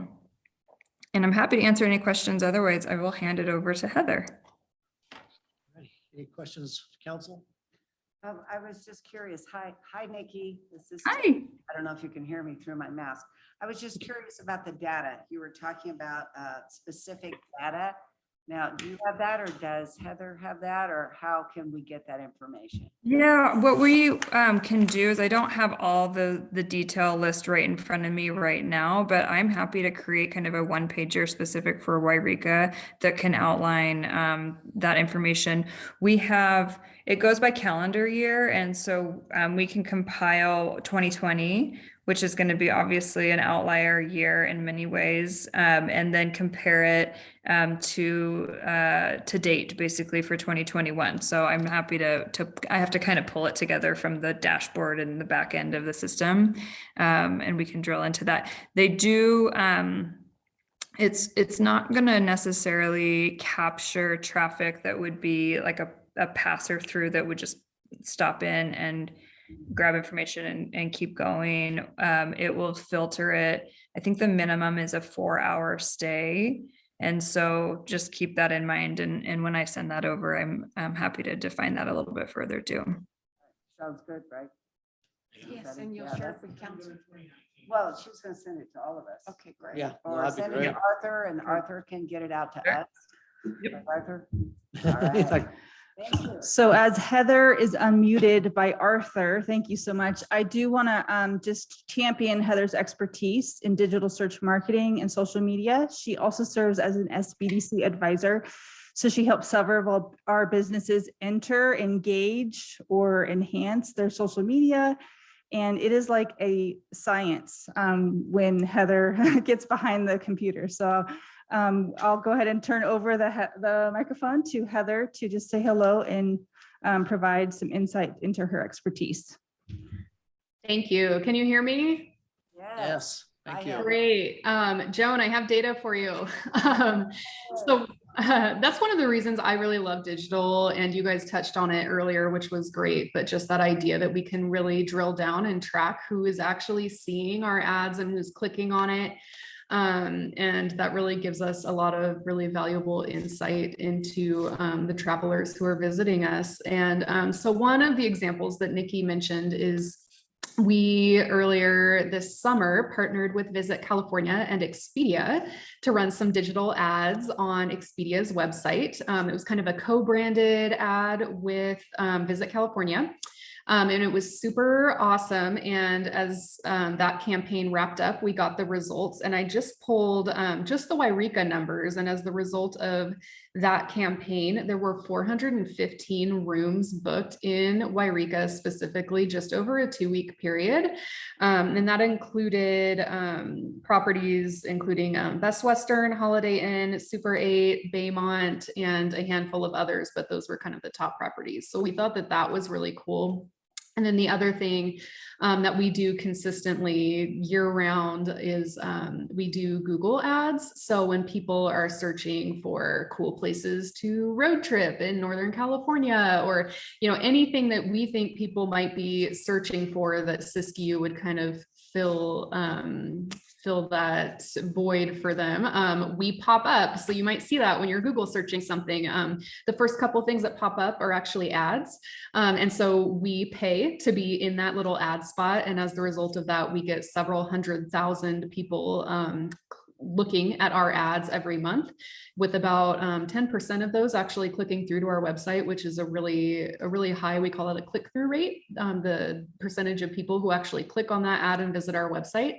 And from there, we can actually see who's clicking on booking buttons for lodging properties. So that is another really cool thing. And I know at one point we had put together a little proposal on how the city might look at digital marketing for tourism, and we're happy to revive that if there's any interest in looking at that. And then the one other thing I wanted to note was somebody had mentioned that idea of a resource kind of guide for entrepreneurs who are, maybe wanting to start a business in Siskiyou, but are unsure about all of the hoops they have to jump through. And I wanted to let you guys know that that is something that we're working on, a small business resource guide that would be available in print as well as in a clickable PDF format that would be available online, that really just details the process, has phone numbers, emails, who you need to talk to, all that good stuff. So that is in the works, and that's something that we're really excited about. So I wanted to share that. Any questions for Heather specifically? Great. Good information. Thank you, Heather. That was Yeah, fantastic. Awesome. Thank you, Heather. My final parting kind of word of the day is actually something that Councilmember McCoy hinted on today. He said he said destination development. And so as you guys think about and consider tourism, I encourage you just to swish around that word a little bit in your mouth or your minds or your thoughts. It's the idea of how tourists or visitors engage in your city when they do get here. And so I think of destination development as a three-legged stool. It's compelling spaces where they will enjoy being. I call it a competitive experience. That doesn't mean they're going to come for a competition, but it just means that one thing that really is a destination worthy, or that is sort of like not like a Shakespeare festival in Ashland, but it's something that you speak of when you speak of that city. It just comes to you immediately. And then that three-legged stool can be supported by the digital campaign. But I see what the community of Reading is doing in some very small ways that are adding up to make a big impact. They chose a narrow alley and they installed 3 or 4 rows of colorful umbrellas. They call it Umbrella Alley. It's attractive. It was probably a fairly low cost. And it's a signature experience when you visit Reading. People take pictures of it underneath it, they post it, it becomes a thing, right? I think of the Garden of Lights in Reading. They see 3,000 visitors a night in that feature. And so I do think there's something that's possible to grab within the city limits of Yreka and develop in a really small way that can become a signature experience, either over a few months or a few weeks, an opportunity that provides people with a really, I'll just say like a really compelling opportunity to stop off I-5 and spend an evening in Yreka. So I heard Council Member McCoy say something. I think we need a brain trust. We need a brain trust around this destination experience in Yreka. So we continue to offer my creative brain, Nikki's creative brain, Heather's experience, paired with the 2 council members of your choice and any community leaders to develop that brain trust time together to think about what this destination development for Yreka could look like. Heather mentioned a compelling brand being within reach. Nikki mentioned a tourism oriented event. And here I am with my 2 cents mentioning one of these really creative, dynamic spaces or experiences that I think is within reach, either lights in downtown, a small update to Minor Street Park, something, sure, Greenhorn Park Garden of Lights sounds wonderful, but I know that has challenges. There might be something, even a trolley added to the sip and walk. There might be something that could really be compelling. So thank you guys so much. We will follow up in regards to Council Members McCoy's brain trust idea. It's something we'd really like to be a part of or convene or serve as a catalyst. So thank you all for your time. I'll be here for the duration of the evening and we love talking about tourism. So thank you so much. Thank you so much, Corey. Good job. Awesome. I just want to add to that. It's something we didn't on the, as far as event/tourism, which has made a good point of and what we started working on years ago as far as the Gold Rush Days, making it a multiple day event. We did actually make it into a one point in time multiple day. We did some type of concert one evening, and then we combined it with the car show the following Sunday. So we had a concert that one night, and we had the Gold Rush Days the next day, and then we ended up doing the car and coordinate with the car show the following day. So it made it into a multiple day event type thing. And I think that's something that we definitely need to look at is when we're talking about these events, is something that is multiple day event. And one thing other thing we didn't bring up, sorry, Grace, sorry to keep you there, is we didn't discuss anything about the art walks and stuff too, because what's something that has been a valuable asset to the community is art walks. And unfortunately, that didn't happen this year. And I know Corey and I were really actively involved in the art walks back in the day, and started back when Joan was there too. And then we continued it on, but the art walks was a huge event, and that was Chris was making it into a multiple day event too. So that's something that we need to consider maybe too, is the art walks, and that's something that we'd want to expand on too, because I think it's something that's gonna be huge for the community also. So Yeah, people love them. no, it's always been big. So sorry, Grace, go ahead now. That's okay. All of this is really, really exciting and interesting. And thank you, Corey, for your help. And thank you, Crystal. I haven't ever met you, but I enjoy your enthusiasm, and I hope you get things working and keep going. So it's good. My name's Grace Bennett. I live here in Yreka. I've been involved in tourism for many, many years. I'm one of the founding members of the Collier's Interpretive and Information Center up at the rest area. We have up there, we have brochures to hand out. And we have anywhere from, well, last year was different, but anywhere from 10 to 40,000 people stop there a year. And in our first studies that we did, we had over 1 million visitors come into the rest area. Nice. And we do have the old-fashioned sign-in book. We didn't have it Yes, you for the do. first part of the year this year. And we opened 5 days a week up there. And our goal has always been to get 10% of the visitors to stop someplace in Siskiyou County. And we don't care where it is. And for you that don't know, C2C is made up of the 9 cities and the county. And we sell space to people that want to advertise their business. And it is amazing how many people still want brochures, still want maps. They still want those things. When you look at your phone, you see streets and roads. You don't see what's out there. And that's one of our goals. And I'm here tonight because I'm president of the Friends of the Museum. And the museum is now run basically with volunteers, similar to what the libraries have done throughout the county. And we have a board of 10 people that are very interested in the history of the county and keeping the museum open. We're open Tuesday through Saturdays now. We've increased our days of operation.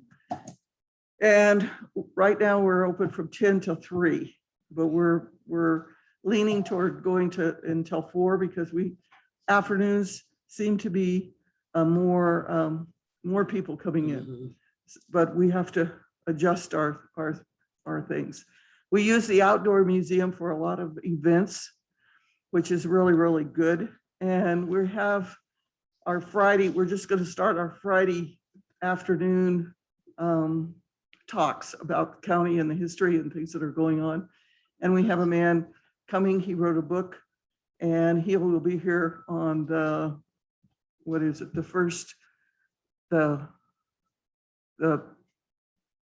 I can't see your calendar. Anyway, he'll be here in September on the 10th of September. He will be here at the museum. Yes.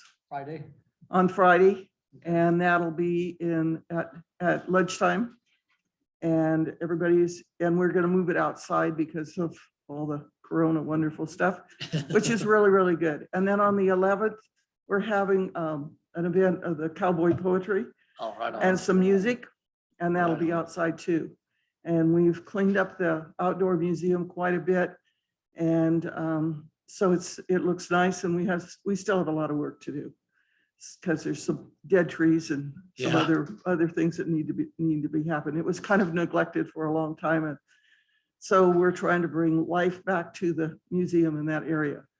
And our proposal is to have a special place for information about the city of Yreka. We've hired a person to help us with our small gift shop, and she is a graphic artist. And we Oh, want nice. to do a brochure about Yreka. And I do have a map. Mhm. Yeah. Yep, so I do have a map and we want to use that and put in the motels, the restaurants, the things to see and do, the cemeteries. People ask about cemeteries. It's very interesting, things that people ask about. They want to go on hikes. They want to visit cemeteries. They want to do all kinds of interesting things other than just the flashy things.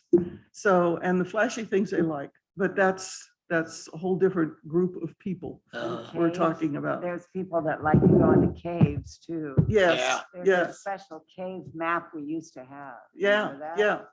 yeah. So, and we've been open at the museum. We opened the first part of June, and we have anywhere to 20 to 30 people a day stop by with our hours the way they are. And so I think that's kind of impressive because it was closed for such a long time. And normally during holiday season, it's been closed because of the county's calendar. And so now it's going to be open clear through the holidays. Oh, good. And we're going to be open year round. Nice. And we have kind of designated a place to put up a brochure slot and really promote the city of Yreka as well as the rest of the county, because it is a county museum. Yeah. We work closely with the Sisson Museum in Mount Shasta Museum, Yeah. and other museums throughout. We have a passport book that is kind of interesting, and each one of the museums has their picture in that, and we sell those for $4, $3.95. And as you go around the county, and you get a stamp in each one of them, and then it's kind of it's a cool little special thing, and kids love that, and it gets more of the community involved in what's going on. So that's my little tidbit, and I'm open for any questions, and I hope that you can help us with a little bit of funding, and we will print the brochure. We will bring it back to you so you can approve anything and add anything that needs to be added that you feel is important to the city. But we do have a graphic designer that can take care of that for us. And Nice. then we'll move forward with that if we get approved for our funding. So questions? Yes, Debbie. What time is the cowboy poetry on the 11th? It starts at 5:30 and we'll have music at 5:30 and then the cowboy poets after that. So it's an Probably 6 or evening 7. event. Are you serving desserts or anything? No, we're not. We're serving cookies and popcorn, cookies, popcorn, and probably some sodas and things. It is about the food, you know. Oh, yes, I know, I That's know. right. I know. Especially chocolate. Yeah. Yeah, Yeah. especially Well, that would be okay. She's the cookie queen. Yeah, Yes. yeah, yeah. So I got a question, Grace. I'm sorry, Debbie, are you through? I'm sorry. On tracking as far as individuals coming and going, how would you could you specifically track individuals seeking We out have- things in Yreka? We have a guest book there and we can develop a form and we're all volunteers that we can develop a form and just check a box if they wanted Perfect. information about a specific thing. Specific area. Mhm. Great, Yeah, that would be we can do great. Yeah, that 'cause I and think track things that way. And we have a guest book and we've had people from all over California, Oregon, Nevada. We've had people that come home for reunions or funerals or whatever, and they love to stop by the museum. We do lots of research for families and we genealogical. do lots of interesting things. It is amazing the things that are in the museum. Mhm. Yeah, it is just amazing. And we've worked, our newest display is an aviation display. And it's upstairs and it was done by a lot of the gentlemen that love the airports and they have all kinds of stuff up there. So it's cool. That's And we cool. have a display in the lobby that is going to be a monthly display. And we'll have ask curators to bring their things in and put it in that, so that we'll have something functioning all the time. Right on. The first weekend in December or in October, we had this event called Walk Through History. And we had a lot of different people come. We had like somebody brought their cow in and showed how to make butter. We had somebody to do just demonstrations on how to make shakes, All right. on how to pack a pack horse. I mean, we've had all kinds of things. And the last one of those we did in 2019, we had over 500 people. Wow. I mean, it was amazing. And we had some craft things in the parking lot and everything. So we work closely with the county on the things that we do. And it's a fun place to work, and it's a fun place to do things. Right on. So we're working hard to make it viable, and this would really help. It'd help the city to have a place where people could come, get information, and we're all local people, so everybody knows where things are. And it's really kind of interesting, because if you don't know something, you ask this one over here, oh yeah, I know who that was. They lived so-and-so and this and that. So it's really good. Awesome. So it's fun. Yeah. Any other questions? Uh-huh. No, we did do that once. We did do that once through when I had my shop on Minor Street. We did that once with Wasn't it the hospital auxiliary that did that? No, one year? they did it a long time ago, Right. but we did do that one time. Yeah, well, you can refer them to the museum, because we have lots of that. And Dunsmuir, you always recommend Dunsmuir for the railroad stuff. Yeah. Paul, did you have a question? Yeah, Grace, you said 10 to 30 people a day come in. Yeah. Can you break that down for us into like how many are actual tourists from out of town? How many are locals? How many are from within the county, but not from within the city? I don't have that. I can break that down, because we have a guest book that we've had people sign. And we've had school tours too. All right. The teachers have been bringing, we did that this summer. We had some school tours. But I can break those numbers down, and I can get you numbers on about who's.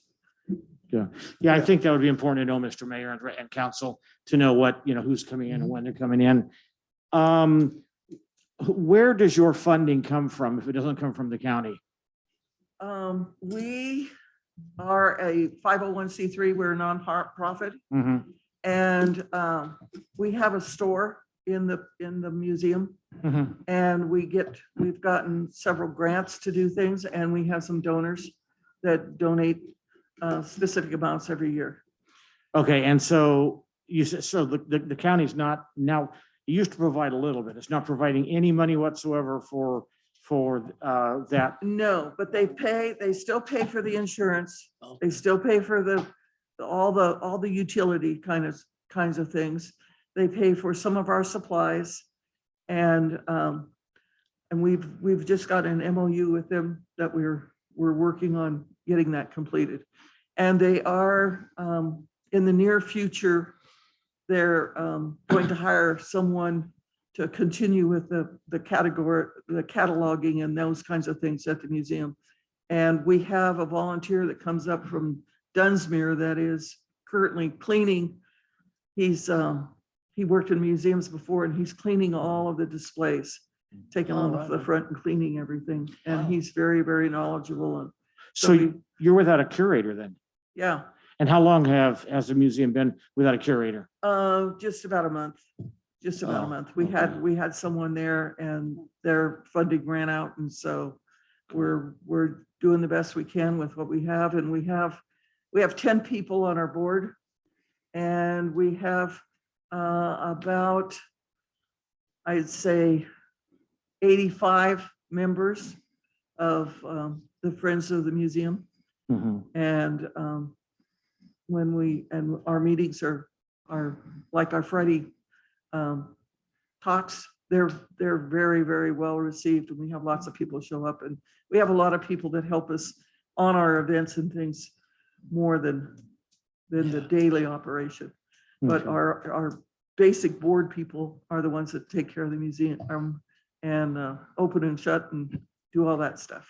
So as a 501c3, are Friends of the Museum also the legal owners of the building and the property that sits underneath it? No, that's a county. It's a county building, and all of the things that are in there belong to the county. We have And- specific forms that people, like if you wanted to donate something Mhm. or to the museum, you'd have to fill out a form. And we have forms for donations, and we have forms for gifts. And so we have basic things that we have to do to keep everything, So track what, of everything. what's a legal agreement then on paper between Friends of the Fair, sorry, Deb, Yeah. sorry, Council Member Baird, Council Member, I did say it. What's the legal standing between Friends of the museum and the county on occupation of the museum? As far as how long, how much and that sort of thing. Okay, the MOU that was written is for 4 years. And we're just we just received that, and it has to be approved by the Friends Board, then we'll get it back to the county. And we've just gotten that from the county. Okay, and in the MOU, forgive me, I do have, in the MOU, as far as the amount of money or what they're gonna do for supplies and for like heat and light and things like that, what do you, I know it probably doesn't say anything in there, but last year, what did you spend? What did they pay for? How much? I don't know what the budget is for that. I think it was 68,000 for the budget, and that included an employee. And this year's budget, I think, is 37,000, and that covers all of the utilities, all of those kinds of things, and that 8-hour per week employee that they're going to have. And do you know what that employee, I'm assuming is a curator, Yes, and what is their salary? I don't know what that is. Because I know it's public knowledge, but. Yeah, I Okay. don't know what that is. And then, how much do you think you would need to do this program? It's a double-edged question. And can you do more than just, like 3 or 4 days on that? Can you do it for 5 days a week and longer hours, or? Yes, we could probably extend our hours. But like I say, we're all volunteers, so it would have to be approved by our board and in how we move forward. Okay, So, that would be important for me to know all of those sorts of things, that the money that they're getting, that would be a very important thing for me to know as a council member before we commit any money. Mr. Mayor. Okay. Thank you, Miss Grace. Thank you, thank Grace. you. Thank you. Okay, anything else? Yes, may I say Yes. something, Mr. Mayor? I would just like to welcome Grace back because she used to sit where you are. And Grace, thank you for all of your time and energy that you've given to our community Yeah. by being on the council and by being the mayor and also being on the board of supervisors. Yes. Thank Well, you for thank all you. you do. Well, I enjoy having projects, and I like being involved and doing things that are good for the community. So Right. it's really, really good. Yeah. Yes, Yeah. many But hours. that's okay. It's So I, good. It's good I stuff. got one more question. Actually, it's for all of us, the council and for the museum. As far as when we're doing this, if we were to move forward on this, how would that look as far as signage then too? Because before, we'd have tourist information when we had the Chamber of Commerce office and everything, we had tourist information. We need to address that too, because it's obviously I would think the 6,000 is not going to cover a signage that's going to say tourist information. So that Well, would probably be fall on us. We have a, I can't remember what that's called, one of those boards, sandwich sign Mhm. that we put out, and it says museum open. And we would probably have another one of those made that says tourist information. Tourist information, or if And, we wanted and we to, I could think bring the that city forward. should supply think so. whatever we think they should have. I think so. Yeah. That's- Go that It's direction. Yeah. on a highway. It's on a state highway. Yes. Central to Caltrans, I'm sorry to interrupt. Yeah, But I think the thing to do on both sides of the highway is to put one of the finger signs like we have on Minor. that says, Yeah, "Tourist I mean- info." Oh, that finger. clarify the Oh. finger, please. Yeah. Say tourist info. There you go. Yeah. That brings it there. Yeah, and we can do that. We can do that. And we've had a little bit of vandalism. We put up a new sign and Yes, I see, yes. Yeah. yeah. And they cut off some of the letters that were on the sign. And so it's really pretty to have the two oxen out there in front, and that's not finished yet. We're waiting on a bull whacker to go along with that. And the marble that we put up and the signage on it. So it has really good signage now. And that makes a big difference too, because people that go down the road, when you tell people where it is, you always say, just go down Main Street till you see the oxen, there we are. Yep. And that makes a big difference too. And having the outdoor museum, that's another, That's huge. yeah, that's another huge thing. So Mhm. we're working on a lot of things. But the signage, Yeah, that's an important. easy thing. yeah. And we want to make sure that it's something that we can take down and put it inside so that it doesn't get thrashed at night. Yeah, and I think that's something, because going back, like you said, to Caltrans, we can put up those folding signs like that. I think it's still a sandwich sign. Yeah, I think it's still a sandwich sign. Yeah. yeah. And That's, I've I mean, talked yeah, to- sandwich sign, and we can supply them with that or something as a city or something, to where Yeah. they can take that down and, And attached to the building, it could also have a sign that says yeah. Yeah, tourist information. yeah, And if it's attached, it won't be walked off with maybe. right, maybe, if we get lucky. On the building Maybe, itself, yeah, yeah. they could have something, absolutely, Plus yeah. the fingers. Yeah, yeah. Well, there's probably still, I don't know where all of our signs, I don't know if you know of where all of the signs went that we had. The old Red Cross, the brown building right next to the. Okay, Oh, okay. they're still there. Okay. Well, that'd be good. Then we wouldn't have to, yeah, Yeah, Okay. wooden things that were used for a parade. I think I know who did those. yeah, yeah, Yeah, But the it's camera really- board used to sit out front at the chamber, remember that? Yeah, yeah. So we're excited to be there and we're happy to do whatever we need to do. And I will get you, once the MOU is signed, I can bring that by, because that'll be a public document then. And I can go back through get our guest book and see, because most people sign those things. And we have some really good donors that help us out too.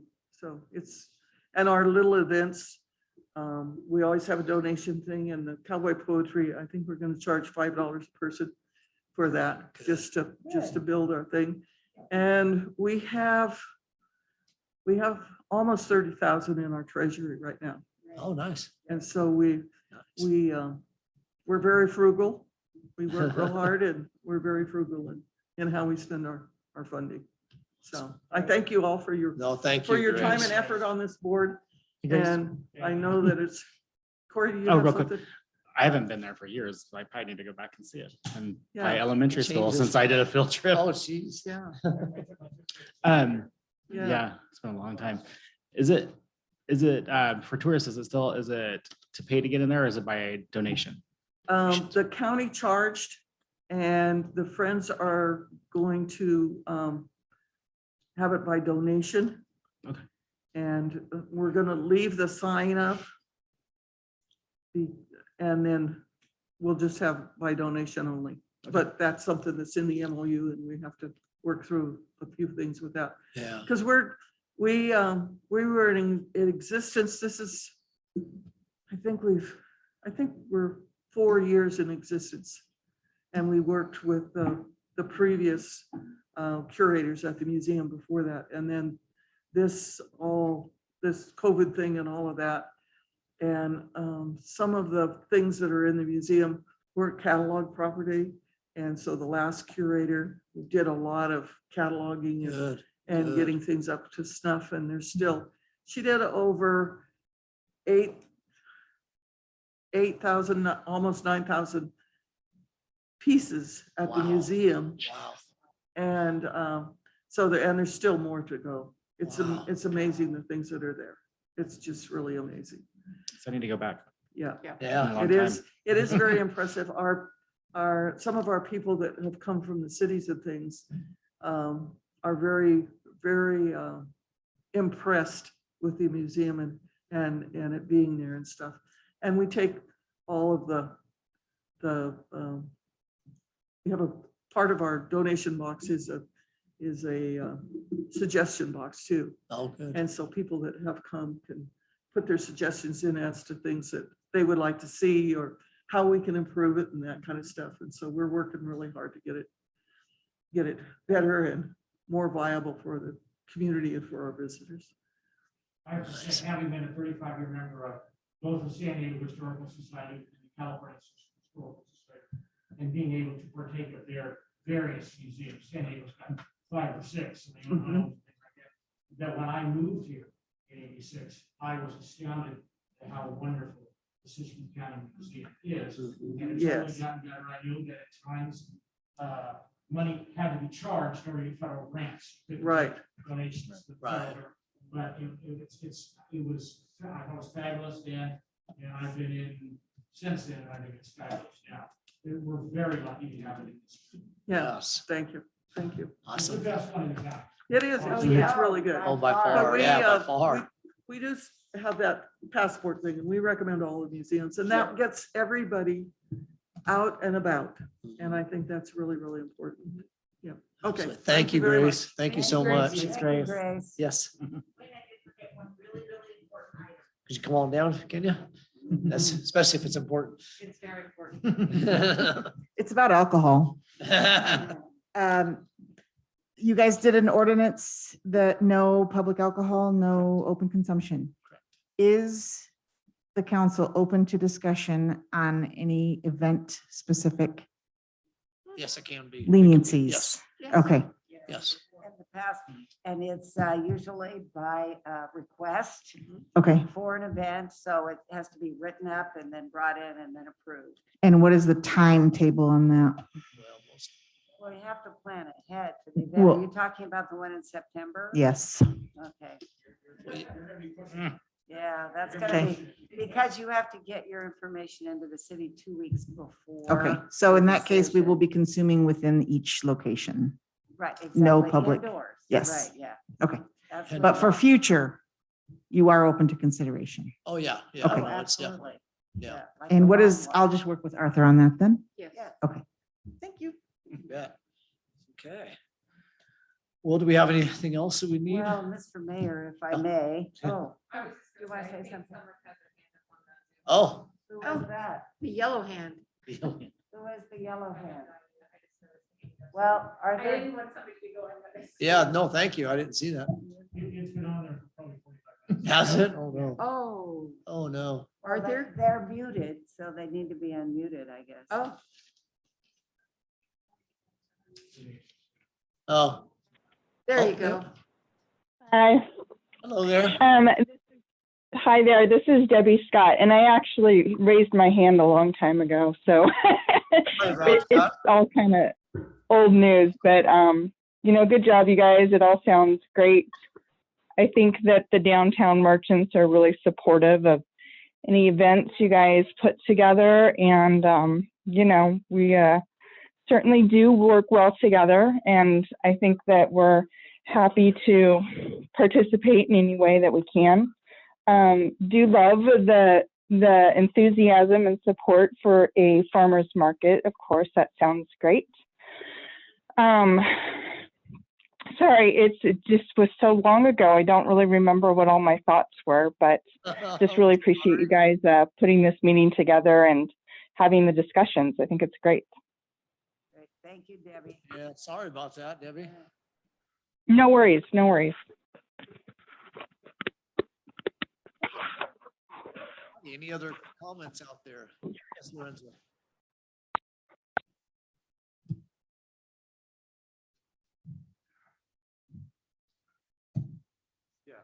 Lorenzo. I'm a vendor at Gold Rush Days. So on behalf of all the vendors, we really need that back. Yeah. I did $2,000 sales that day, Wow. and Nice. we're far from the biggest vendor. So I just wonder if you have any idea what the total transactions are that day. I would have to look back at the P and L. I don't know what the total gross is for vendors. I don't know. He wants Gold Rush Days. Yeah. We never I'm had just that. guessing at somewhere between 100,000 and $250,000. Wow. Yeah, it's bound to be. Yeah. Yeah. 100 No, to it's 250. It's definitely, I think all of us want to see it back. So I Yeah. don't think that's Right. any question on that at all. Right. It's just how that's gonna transpire, who's gonna do it and how it's gonna, Right. how it's Yeah. gonna work. Cause I think all of us as a council wants. Yes, Mr. McCoy. When you say total gross, you're talking for 2 days. One day. One day it's always One day. been, yeah. That was Yeah. just on the Saturday, right? Yeah. Yeah. Yeah. Thank you. Yeah. Yeah. Wow. Boy. Oh, and I was a vendor at the Saturday market on Minor and Main. Uh-huh. If you do a farmer's market, make sure you make it inclusive, because we had Vendors. twice as many non-farmer vendors there Yep. as we did farmers. Oh, yeah. So, Yeah. so I don't know if even farmer's market would be a good name for it. Yeah, we were calling it growers and artisans. Yes. that would be Yeah. good. Oh, Yeah. good. Okay, Awesome. all right, thank you. Thank you, Thanks, Lorenzo. Lorenzo. Awesome. Okay, any more comments? Well, if I may make one. Oh, Oh, you gotta come up here because I can't hear you at home. get your exercise tonight. Get your No steps kidding, in. I need it. I would just like to support that if we are going to do the Gold Rush Days, which clearly we are, or you are, if it's the chamber, I would recommend a multi-day event. Yeah. And I would support that if that's something you want the chamber to do again, if we're going to do it, I want to do it well. Yes, yes, absolutely. Absolutely. I totally agree. Yes, Joan. Mr. Mayor, I just wanted the comment that I wanted to make is we've heard a lot of really good ideas and good information here. And of course, it's not on the agenda as. Right, as a decision maker. An action item, but Correct. we've got a lot of good information here. So we need to take this back, have discussion, and the timing is good because we're going to be talking about budget. Now, talking about budget, it's a tough Mhm. budget year, so we don't have millions of dollars left over. We don't even want to talk about that. No. But I think that, we need to talk about it and see how we can make some of these things happen. Yeah.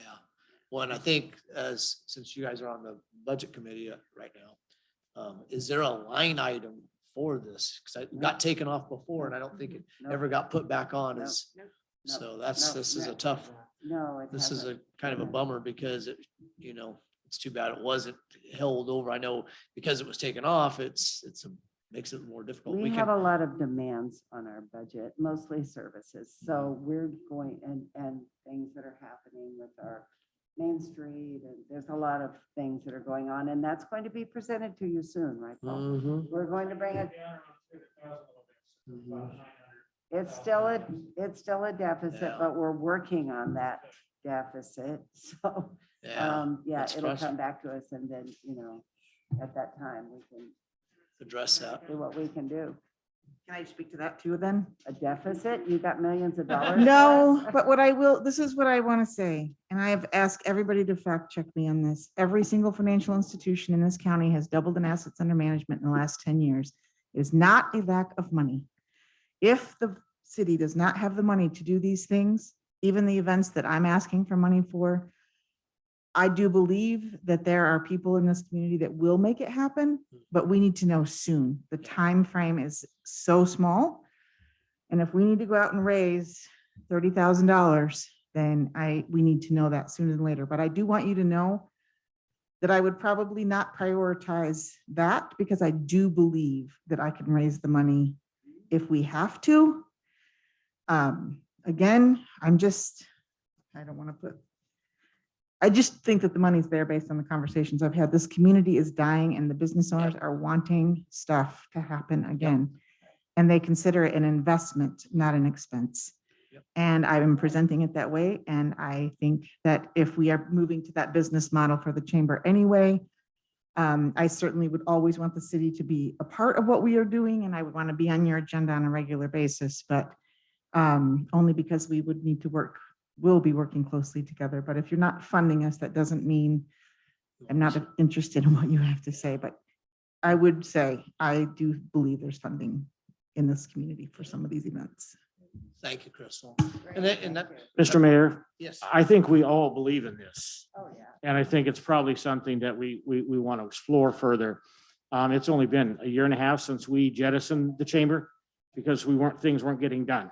We weren't having these events. So I think that we'd like to support them, but I do think we have to look both as a committee and as a group and with the city manager and with Retta, our budget director, and we need to look and see where we're going to if we were going to pull this from, where we're going to pull it from. I also need to see more figures like on where it's going to be spent and how it's going to be spent from the museum. from the museum and from the Siskiyou North Chamber prior to being able to give any kind of a thought of how I would feel about it, you know. Yeah. No, and I don't want to just give $15,000 or $30,000 because, you know, this is what it's going to cost. I want to see. Right. Because we've done that before. Yeah. With the chamber, you know, in the $60,000 range, and it's like, we need more, we need more, we need more, we need more. So I'm not saying I'm for it. Yeah.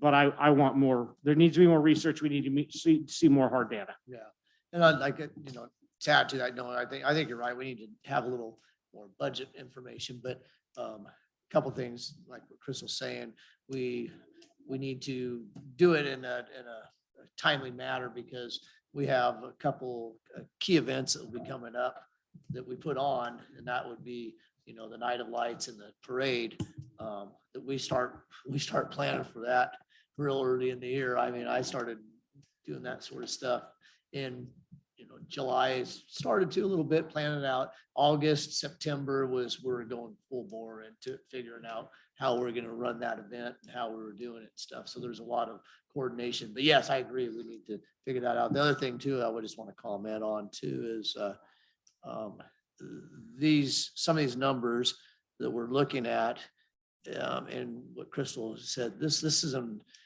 she's saying that, you know, the citizens and plus will invest in our community, but we also got to look at it as an investment to our community also, because these events, these things bring back money to our community. Mhm. When you have, you know, Gold Rush days, like Lorenzo was saying, it brings in, you know, possible hundreds of thousands of dollars.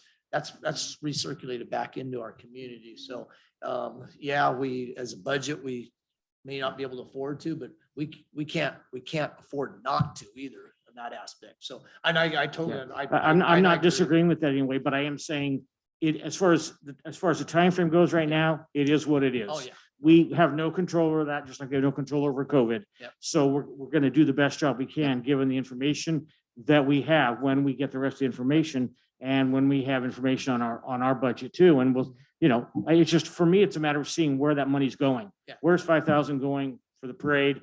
I mean, I love the parade. You know, my kids marched in it over there. The band did for years when I was over there for, I don't know, 26 years or something like that. But I just want to see more. So I think what we need to do perhaps is have maybe the city manager work with these two organizations to gather some more information and bring it back to us. Okay, great. Thank Do you. have any questions? Yes, Debbie. When is the budget workshop? I don't have my calendar. May 30, We could ask our 31st. city manager. It's 31st. We were talking about the end of the month. Yes. Arthur, is it Yes, I the think that's what I got. written down. 31st? Yes, I was right. Okay, thank Which you. is At a 6:30. Monday. That's it next Monday. But that may not give them time to gather No. their figures either. We need their figures. So No, we can look at what the budget is, see where we can pull yeah, the largest amount, look at their figures and figure out whether it needs to be less or more or exactly the same. yep. No, I agree. No, I'm totally on board.